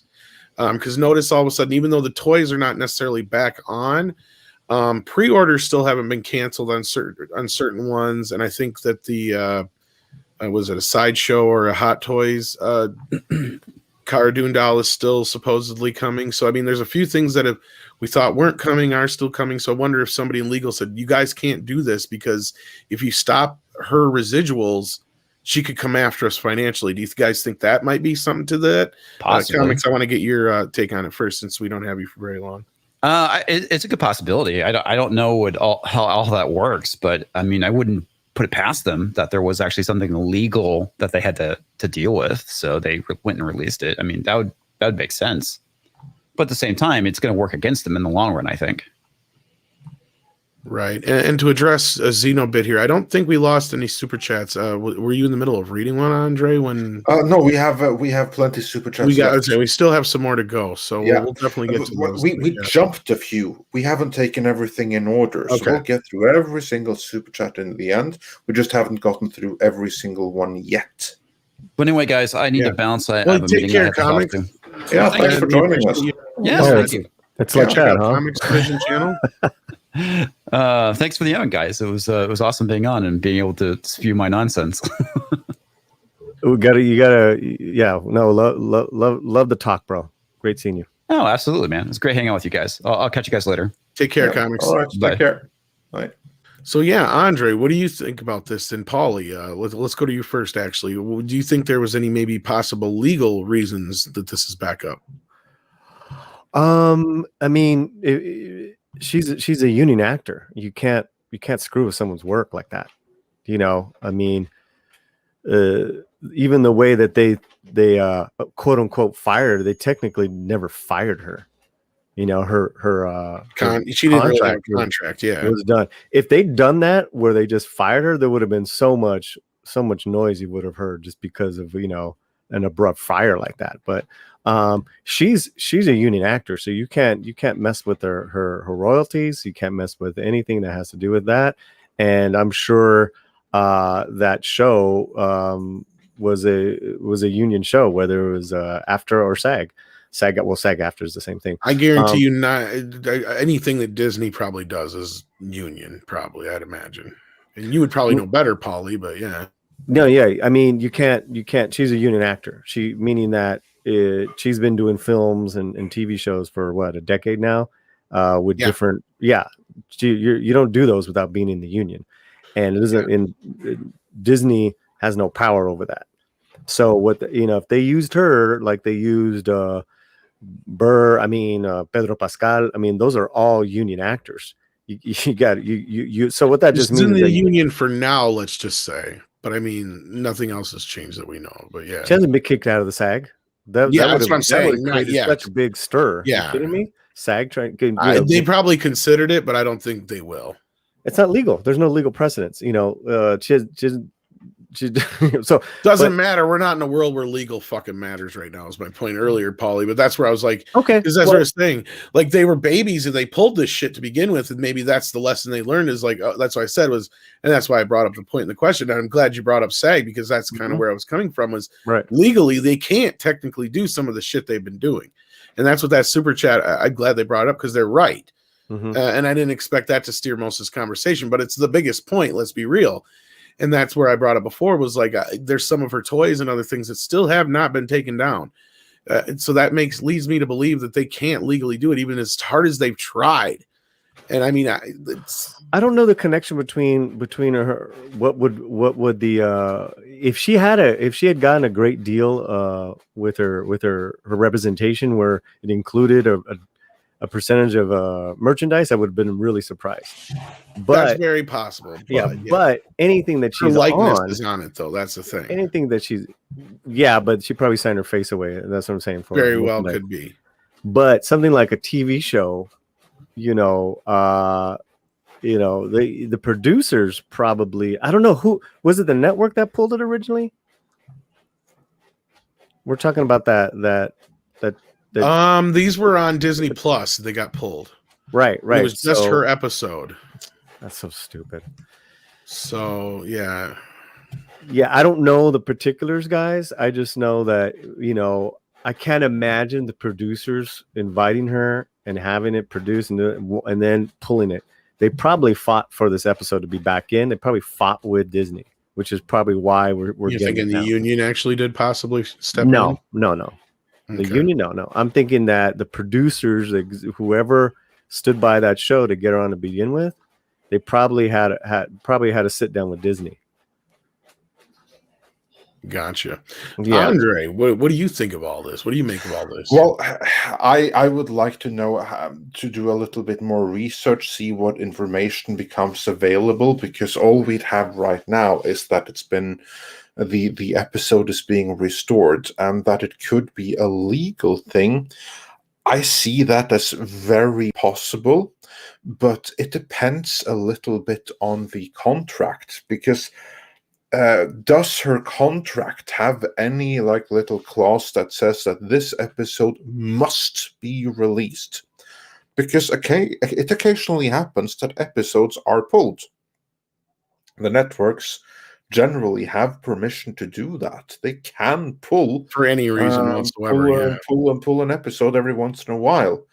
And I would be shocked if there was nothing in the something in her contract that explicitly prevented that from happening. I mean, it's not the first time that an episode is pulled because of something that an actor did or did not do. I mean, just look at Roseanne Barr. They canceled the entire series based on her tweets. Well, that's a good point, though, Andre. But that aside, like let's play devil's advocate for just a second, not to interrupt your point, but like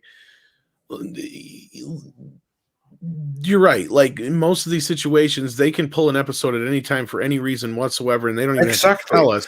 And so also, I don't believe it. Yeah, and that kind of makes and I the whole think point that whatever null and void. legal things that would be associated with it, they could do that by behind the scenes sending her a check, and then any legal thing would be done and sorted, and then they could keep it pulled forever.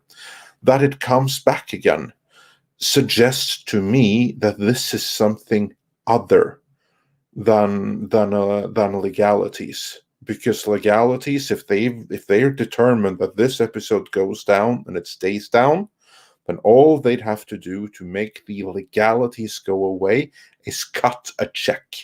Cutting a check sorts many things in these kind of matters. It would have solved this. That it's back, to me, indicates something else must be going on. I think you got a point there, and I think that kind of makes everything null and void anyway when it comes to the argument that I just brought up, because you're right. In any case, they probably have it in any clause. Like doesn't matter what the situation is, unless you're somebody that's like a Tom Cruise level actor.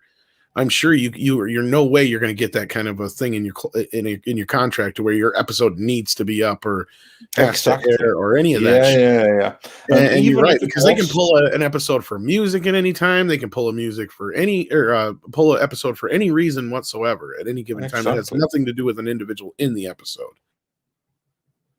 Exactly. That's exactly what I mean. So to me, this suggests that something more is going on. So it will be very interesting to reach out to like some of our sources that have their ears to the ground to see if we can't find out what's going on here. Tyler brings up another possible point. Going back to the other point, maybe it's Bear Grylls' contract. I was just going to say Bear. I was just going to bring up Bear.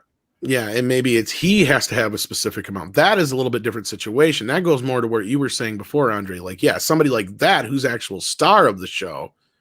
But even in that case, if the studio decides we're going to pull this one episode, you know how they abide by the contract, then they cut him a check.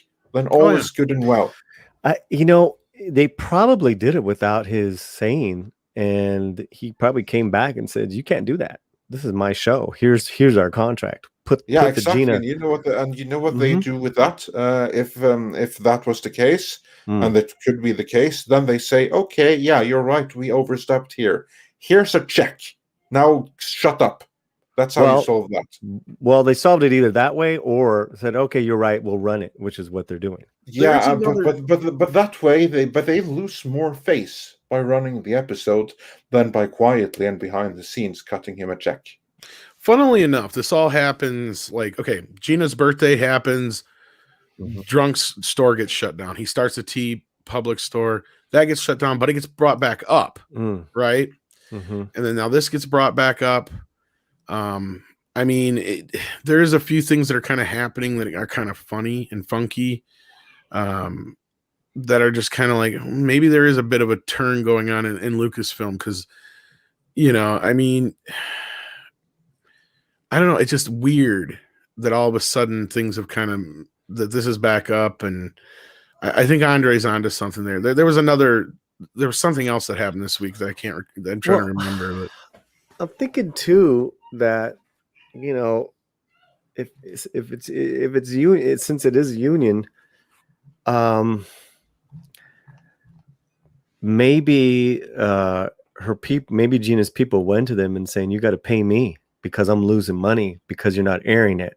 You probably paid me to tape, but in that contract, I'm also guaranteed money off the first run and so many runs off the. Yeah, that's exactly what I say. They can Mhm. get by that by cutting a check, air nothing, and cut the check. Oh, I remember Problem what solved. it was. I was going to bring up. And that way they will have solved. They will have solved the problem from there, and they will have bought themselves out of their legal obligations, and they will not have saved, and they will not have lost any face by having to walk back a cancellation that they Well, did. the other thing This that is like the happened. thing. Every single legal thing, every last one, they can buy themselves out of. Well, here's the weird thing that happened this last week or the week before here that also kind of weird is that they finally paid Alan Dean Foster. So again, I was not one who really believed that KK was losing any kind of power or going anywhere. But there's a few things that have just happened all of a sudden. Something is happening. Something is going on behind the scenes, because that's what I'm telling you. This thing here, it's not about legalities. Add this with the Alan Dean Foster thing. There's some kind of cleanup happening behind the scenes. You think this is not about honoring contracts. This is about doing something decent. And I don't know any more about it, but I'd put money that this goes beyond legal things. Yeah, and Stephanie Janacek's Smuggler's Cantina brings us up, and she keeps on top of this stuff pretty good. She does. The jerks from the story group are being very quiet except for Hidalgo's wife. That's interesting. What is he's married? Who would marry him? Yeah, that's what I was thinking. First of all, first shock. Second shock. What did I say? The only way that leak thing that was on Reddit came from KK's camp is what, Andre? That this is something that's being set up to try to steer the narrative. They're setting up the narrative. Yeah, setting him up for the fall. Yeah, because he's the main. I'll be honest here, guys. I mean, I don't like Kathleen Kennedy as much as the next person, but I just think she's clueless. I think she has a wife? Question mark. Yeah. The wife is a rock, says brother. The wife is. Oh, you know what? I'm not. Sorry, I don't mean to make but I really. I mean, I'm not trying to stick up for KK here, but I really just feel like when I say that she's a satellite parent, I'm not kidding. Like, she really is just so oblivious to what her children are doing half the time. So I feel like maybe she's starting to see what this bullshit is starting to do. It could very well be starting to affect her. She may be finally starting to see. And this is something that we also had comment on Pasha comment and basically say, like, that leak there, that obviously fake leak that we covered. This is him being set up to take the fall, whereas she is being absolved of all blame. Well, and that's also they prepare the way for, like, if Favreau takes over, this was Kennedy's wish the whole time. BS, of course, but they're setting the narrative. I don't think Favreau's going to take over necessarily, but no, like, look at all this stuff. Is like, that's what I keep hearing from the people that I've talked to, is Pablo is the problem. Pablo is the source of most of this vitriol, toxic bullshit, right? Like, he is the ringleader, is what I keep hearing. And what have I also been saying? Don't trust Filoni. What did we hear last week? Filoni and RJ or Ryan are fucking buddy pal talking to each other. But what did we learn from that little thing? We learned that it's not up to KK or Filoni who directs. It's up to Favreau.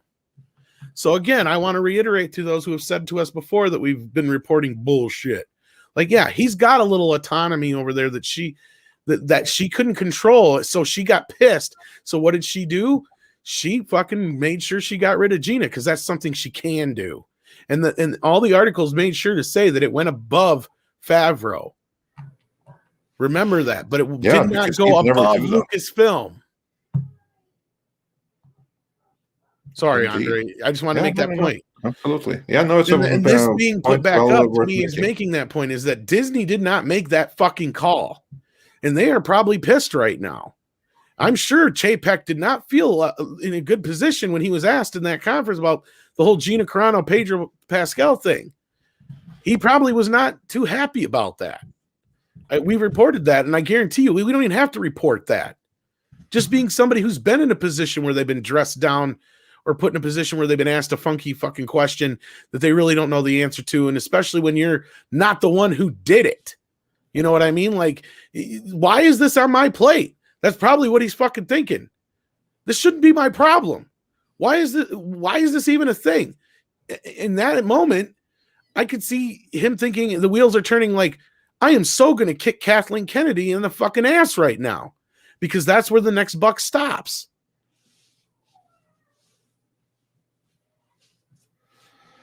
Correct me if you think I'm wrong there, but yeah, no, I think there's absolutely something to it. There's absolutely something to it. So it's going to be very, very interesting to see this play out. And I guarantee you, in the next few days, we're going to learn more. There's going to be leaks. We're going to hear something. Doomcock's going to hear something. There's going to be something on Reddit, because this is a power shift of some kind behind the scenes. To me, that's the only way that this makes sense. Anything else, any legality thing, they could have bought their way out of quietly without any kind of public walkback like this. But this is a public thing. Like both Gina Carano and Bear Grylls himself tweeted that this is coming. This is a public admission of having overstepped something, and for them to do that. Just remember that Forbes article. It called out Bob Chapek directly for mismanagement over the Gina Carano situation. Mismanagement. Bob Chapek. Forbes. That's nuclear. This thing right here is a little step in the right direction, but the exact dynamics behind it will be very interesting to find out. So watch this space, because I think that we get... One more time, watch this space, because I think I can guarantee that we will have an update on this in a matter of days or sooner. Yeah, and evidently Jay's hanging out with Gina in Vegas, it looks like. He just posted a picture on Jaywalking. Let me see if I can bring it up here.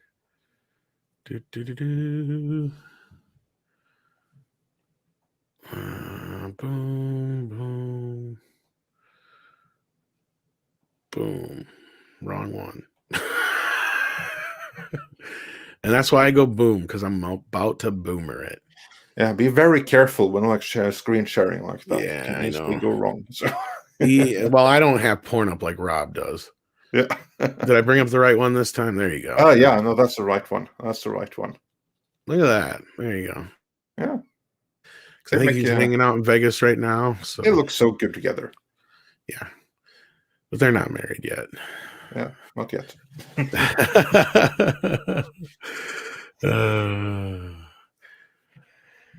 Anyhow, yeah, as you were saying, Andre, sorry, I didn't mean to interrupt. Yeah. Again, I don't think that we have much more to say about this just yet. I do think it's an interesting turn. Yeah. Yeah, I think so too. And also, Xenobit says that maybe this episode restored was one of the things Doomcock was alluding to. Mayhaps, we shall see. And also Valiant Renegade says, nope, Tom, you're dead on. Nothing to correct, LOL. Okay. I don't know which one that's referring to, so hopefully... Oh, that was your recent... my recent rant? Yeah, most recent rant. And with that, as many of you noticed, we jumped a little bit in Super Chats there, but those were relative to the discussion, and we can get them up on screen. And with that, let's revert to some classic Super Chats that I can't bring up on screen, so you're just going to have to listen. Stephen Otten says, for the record and to answer Andre's question, I only saw about 20 minutes of the show. I'm only commenting on what I saw. I couldn't stand more. Okay, so Stephen Otten has seen 20 minutes of the Oscars, so he's still seen more than any of us. Aurora Uplinks said for $5, it's Steven Spielberg. I think we should all agree to go support his movie, so as long as he agrees to direct Star Trek 4 and oversee the script writing. Yeah, I would not hold my breath for Steven Spielberg to suddenly get involved with Star Trek. But hey, here's to hoping, I guess. Stephanie Yanis ex-Smuggler's Cantina says English Patient was nihilistic and boring. I barely remember it myself. The Killer Stov says for $20, thank you so much. Looking back at the Oscars, part of me hates that Bong Joon-ho and Parasite winning last year was probably due to his race. He's been making great films for a decade, and I was happy to see him win. But that thought taints it. You know what? I agree completely. I haven't seen that movie, and I actually haven't seen it because of that Oscar. And yeah, I think it's tainted that it didn't win for the merits of the movie, but for political purposes. I think that movie is ironic. You wouldn't have heard about that movie without, or most people wouldn't have heard about it had it not been for that Oscar. But because of it, I think many will be biased against it. It's just my opinion. And speaking of opinion, Tiberius Monk says for $10, Mortal Kombat 2021 is one of my most disappointing films of the year. I greatly prefer the original. There's a far better video game-based film released this year called Boss Level. Watch that instead. Well, there's no accounting for taste, and if you prefer the 95 movie, then all the power to you. Boss Level. Okay, I'll check that out. So thanks for the tip. Fat Steven Seagal says, Godzilla Pacific Rim crossover sounds interesting.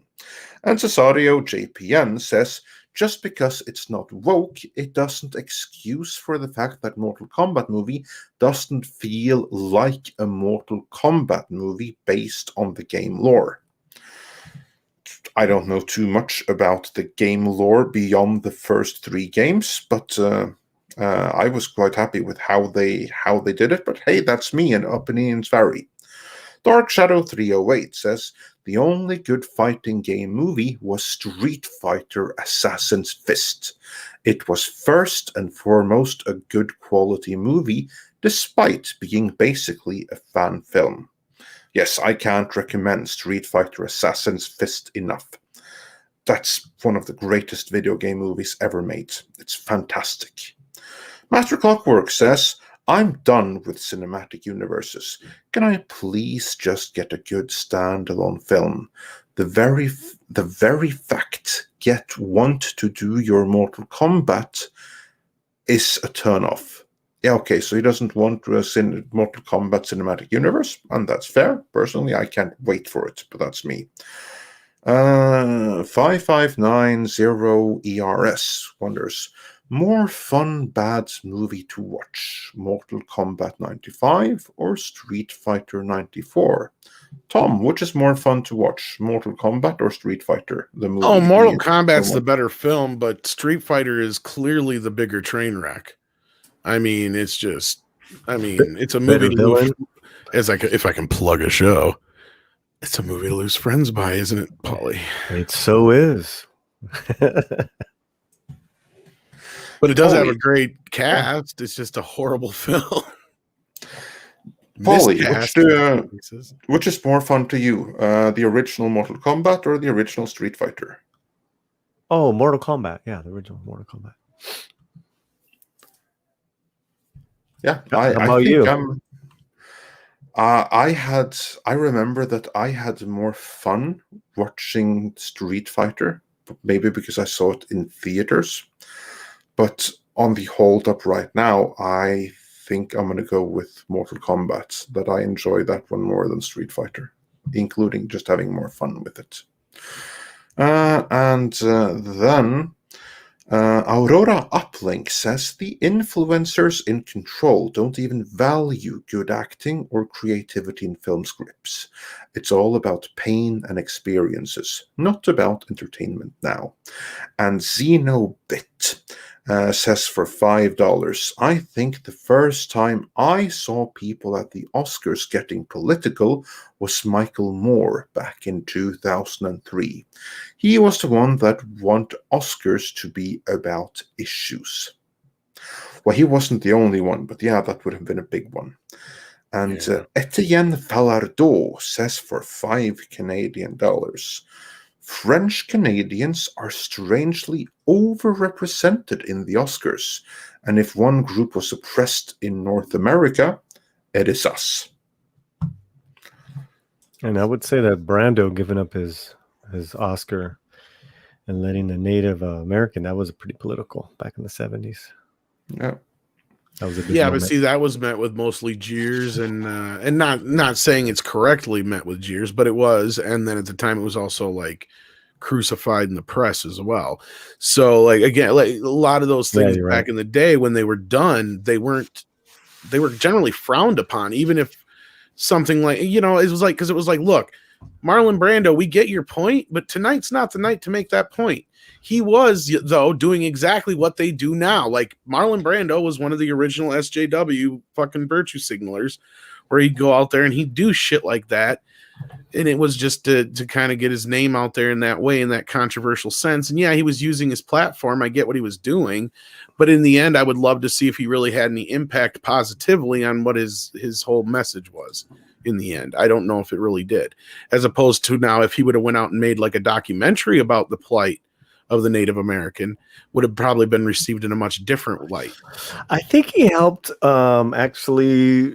He maybe did personally, but I don't know how much that situation helped the situation. No. What I was going to say, I think there was one situation. There was one standoff where he actually went in there and helped with some terms, with the cops and the natives of that particular native group that kind of took over some building or something.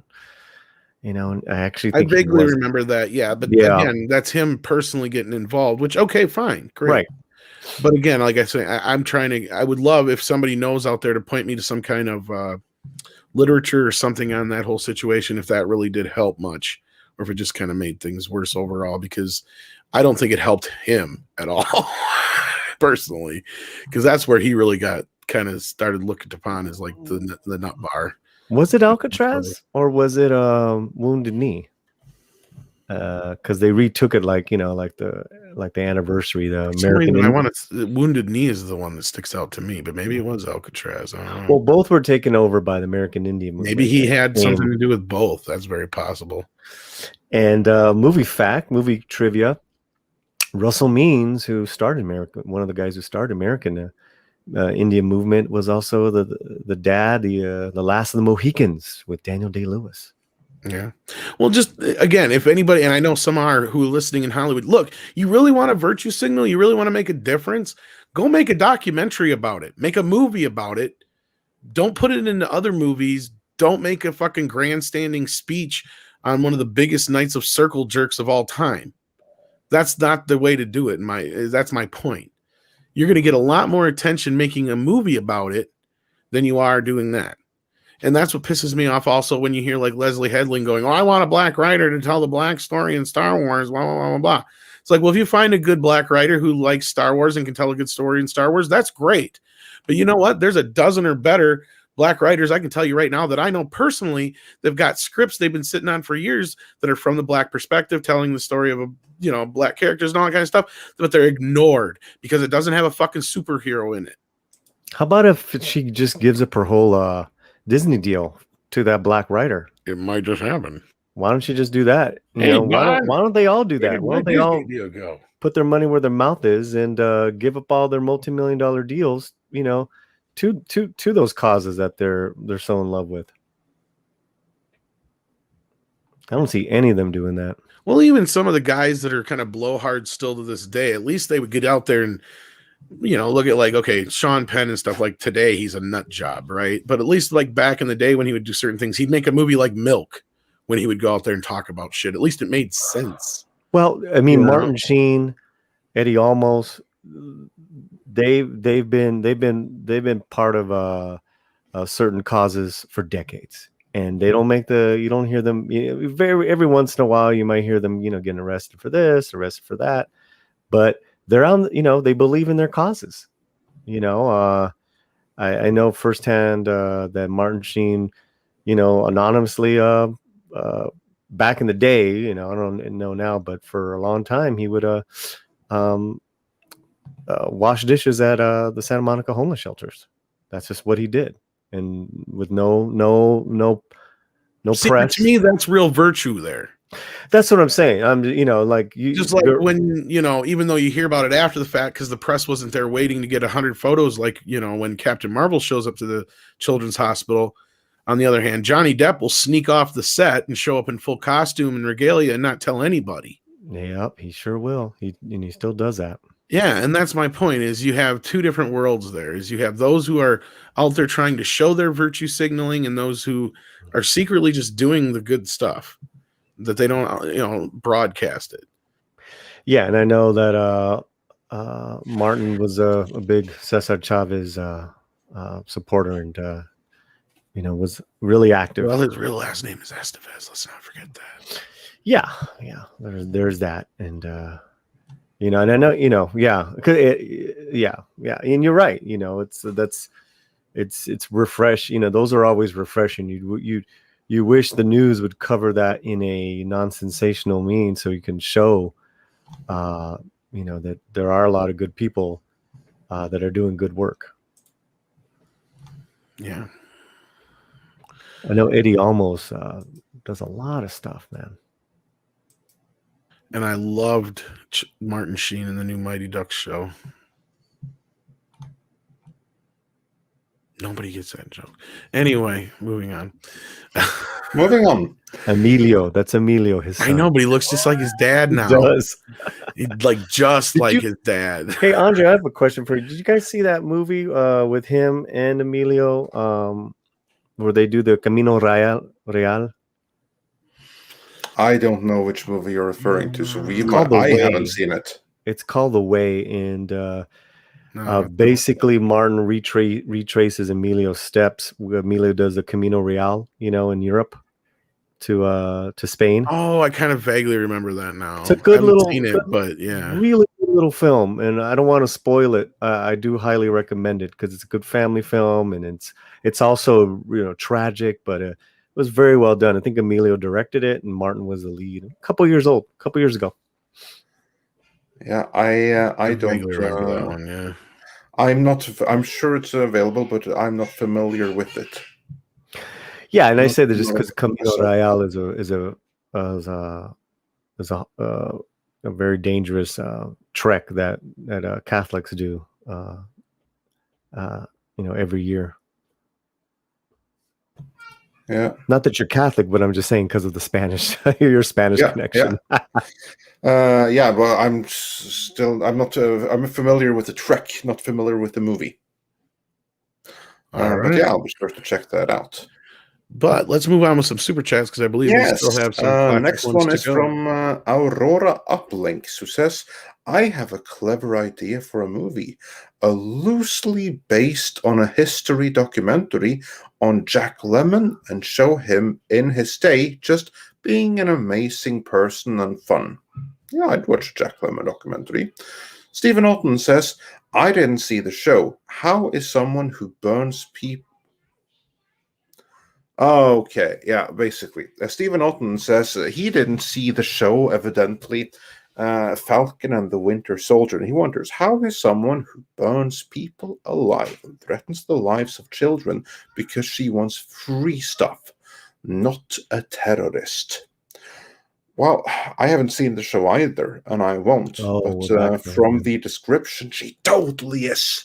To me, that it sounds like that is what happens when you have a gender writing and you have an agenda where you are going to try to make something completely indefensible appear as sympathetic for purely ideological reasons. When you do that, you're going to get like a borderline schizophrenic script that's gaslighting the audience. I think that's what happened here, without just watching it, but just from what I've heard and what they appear to have done. That's the only thing I can imagine that must be what happened. Yeah, it was the biggest failure of the series for me was the flag smashers that they were trying to make as the enemies, where there was already enough enemies to begin with. But yeah, I don't want to get back on it. Comics, are we back on Falcon Winter Soldier? But basically, it seems that you are also in agreement that was a real weak point. Well, it was so unnecessary and very weak. It was it was horrible. It was because there were so many individual good things already, like what comics was saying. That I did not like that part of the series, and this mysterious flag burners who wanted to, and it just made no sense too, because after the blip of five years, and like, what? Yeah, exactly. And then moving on to something completely different, Stephanie Yanis, ex-Smuggler's Cantina, says, I think an underling did it. I think Iger is trying to bring her back, in reference to Gina Carano. Yeah, something is going on there. Something is going on, and it'll be interesting to see exactly what that may be. So watch the space. Aurora Uplinks says for $10, there is a logical reason to ban AI that imitates humans, because it could lead to AI that, based on artists' minds, does their art and allows it to be sold before they can make their own art. Well, I can think of plenty other reasons, but hey, whatever gets it passed. And Nuptural Advice says, any opinion on the Netflix Shadow and Bone? Some think it could be the next Game of Thrones. Great conversation. Oh, thank you. Gentlemen, have you heard of Shadow and Bone on Netflix? I have Netflix, and I've never heard of Shadow and Bone. I have not. Not offhand, anyway. Okay, given that on a panel of three, three people that do commentary and punditry for quite seriously on YouTube, that none of the three have even heard of Shadow and Bone, I think it's unlikely that it's going to be the next Game of Thrones. But maybe it'll blow up tomorrow. We'll see. And Mags says for $5, their Twitter accounts have been radio silent, and with Alan Dean Foster finally getting what he rightfully deserves. Seems interesting. Yeah, it's going to be very interesting to see what's going to happen here. And MJ1 Media says, what about MK Legacy? How do MK films compare to that? That's Mortal Kombat Legacy, the web series from a decade ago. I only watched like the first couple of episodes. I never watched the whole thing. I mean, I have like the first Blu-ray or whatever, because I have that 4-pack that comes with Mortal Kombat Annihilation, Mortal Kombat Legacy, and Spawn. But I guess there was a second part or second season that I didn't even know I was unaware of or whatever until way after the fact. But it was all right. That was pretty good. Good concept. It seemed more like than an actual series, I guess. It kind of felt like to me. I mean, it definitely wore its budget, but I mean, it kind of reminded me of this new film, considering the budget it had. It did all right. And yeah, I don't know, Sketch Therapy. It just came with Spawn because New Line Cinema. That's the only reason I could think of. I don't know. Yeah, maybe I should get on that and finish watching MK Legacy one of these days. And then Robert says for $5, Shakespeare in Love was a joke of an Oscar win. Gwyneth Paltrow boobs were not Oscar worthy. Another Weinstein. However, well, yeah. there's different things you can choose to nominate for. I would not put that as the front category, but hey, whatever floats your boat. I haven't seen Shakespeare in Love. I never will. So, but yeah, it does sound like something that should not be in contention for an Oscar just based on the title. And then Joel Rice says for €2, this is for LED bulbs. Oh, thank you. We'd like to keep our lights on, and we especially like to keep our lights on using LED bulbs. So that's awesome. Thank you so much. And with that, we're actually fully caught up.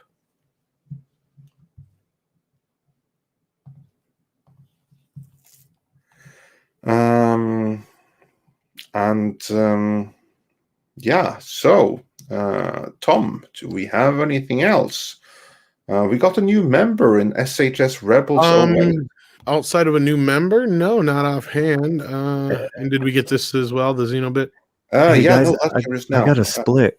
I'm so sorry. No, that's all right, because I think we're going to wrap things up anyway, because I think we're pretty much caught up on everything. There isn't really much else in the news, as Hyper Guyver points out here. I think it's time for some koalas in the rain. I got a little bit of news real quick. What's that? I have filmmaker Kenneth Castillo here with me. Come on. He just came to the house. Nice. Well, hello, Kenneth. He did the film Counterpunch with Danny Trejo, and we just got a whole bunch of DVDs. He just came, so we're just gonna have some coffee right now. But awesome. It's pretty cool. I mean, we got to get him on the show. Absolutely. Yes, we do. Absolutely. So yeah, I'd be most welcome anytime. 1,100 people watching. Look at all. Yeah. Cool. All right. Without further ado, thanks for that. So everyone, be sure to check out Paulie's channel, the Latino Slant. Link will be in the description. Of course, you'll be seeing him on Midnight's Edge Espanol very, very soon. And then we also had Zenobit, who says, from the trailer, Shadow and Bone looks to me more like the next Warcraft movie. I'm gonna have to check out Shadow and Bone now, because I've never heard of it. That's what I brought up that you said you got. You must not have realized that it was a different one. That's all right. But Comics Division, I did not steal your outro. Okay, I stole that from Mary Mayhem. Thank you very much. So yeah, so let's be clear about who stole what from who. And she Maybe stole it from you. That we don't know, but that I don't know from her. That the jury's out on that one, but yeah, it has become a staple here. So I'm sorry to say that, Comics, but that doesn't mean you have to stop doing it.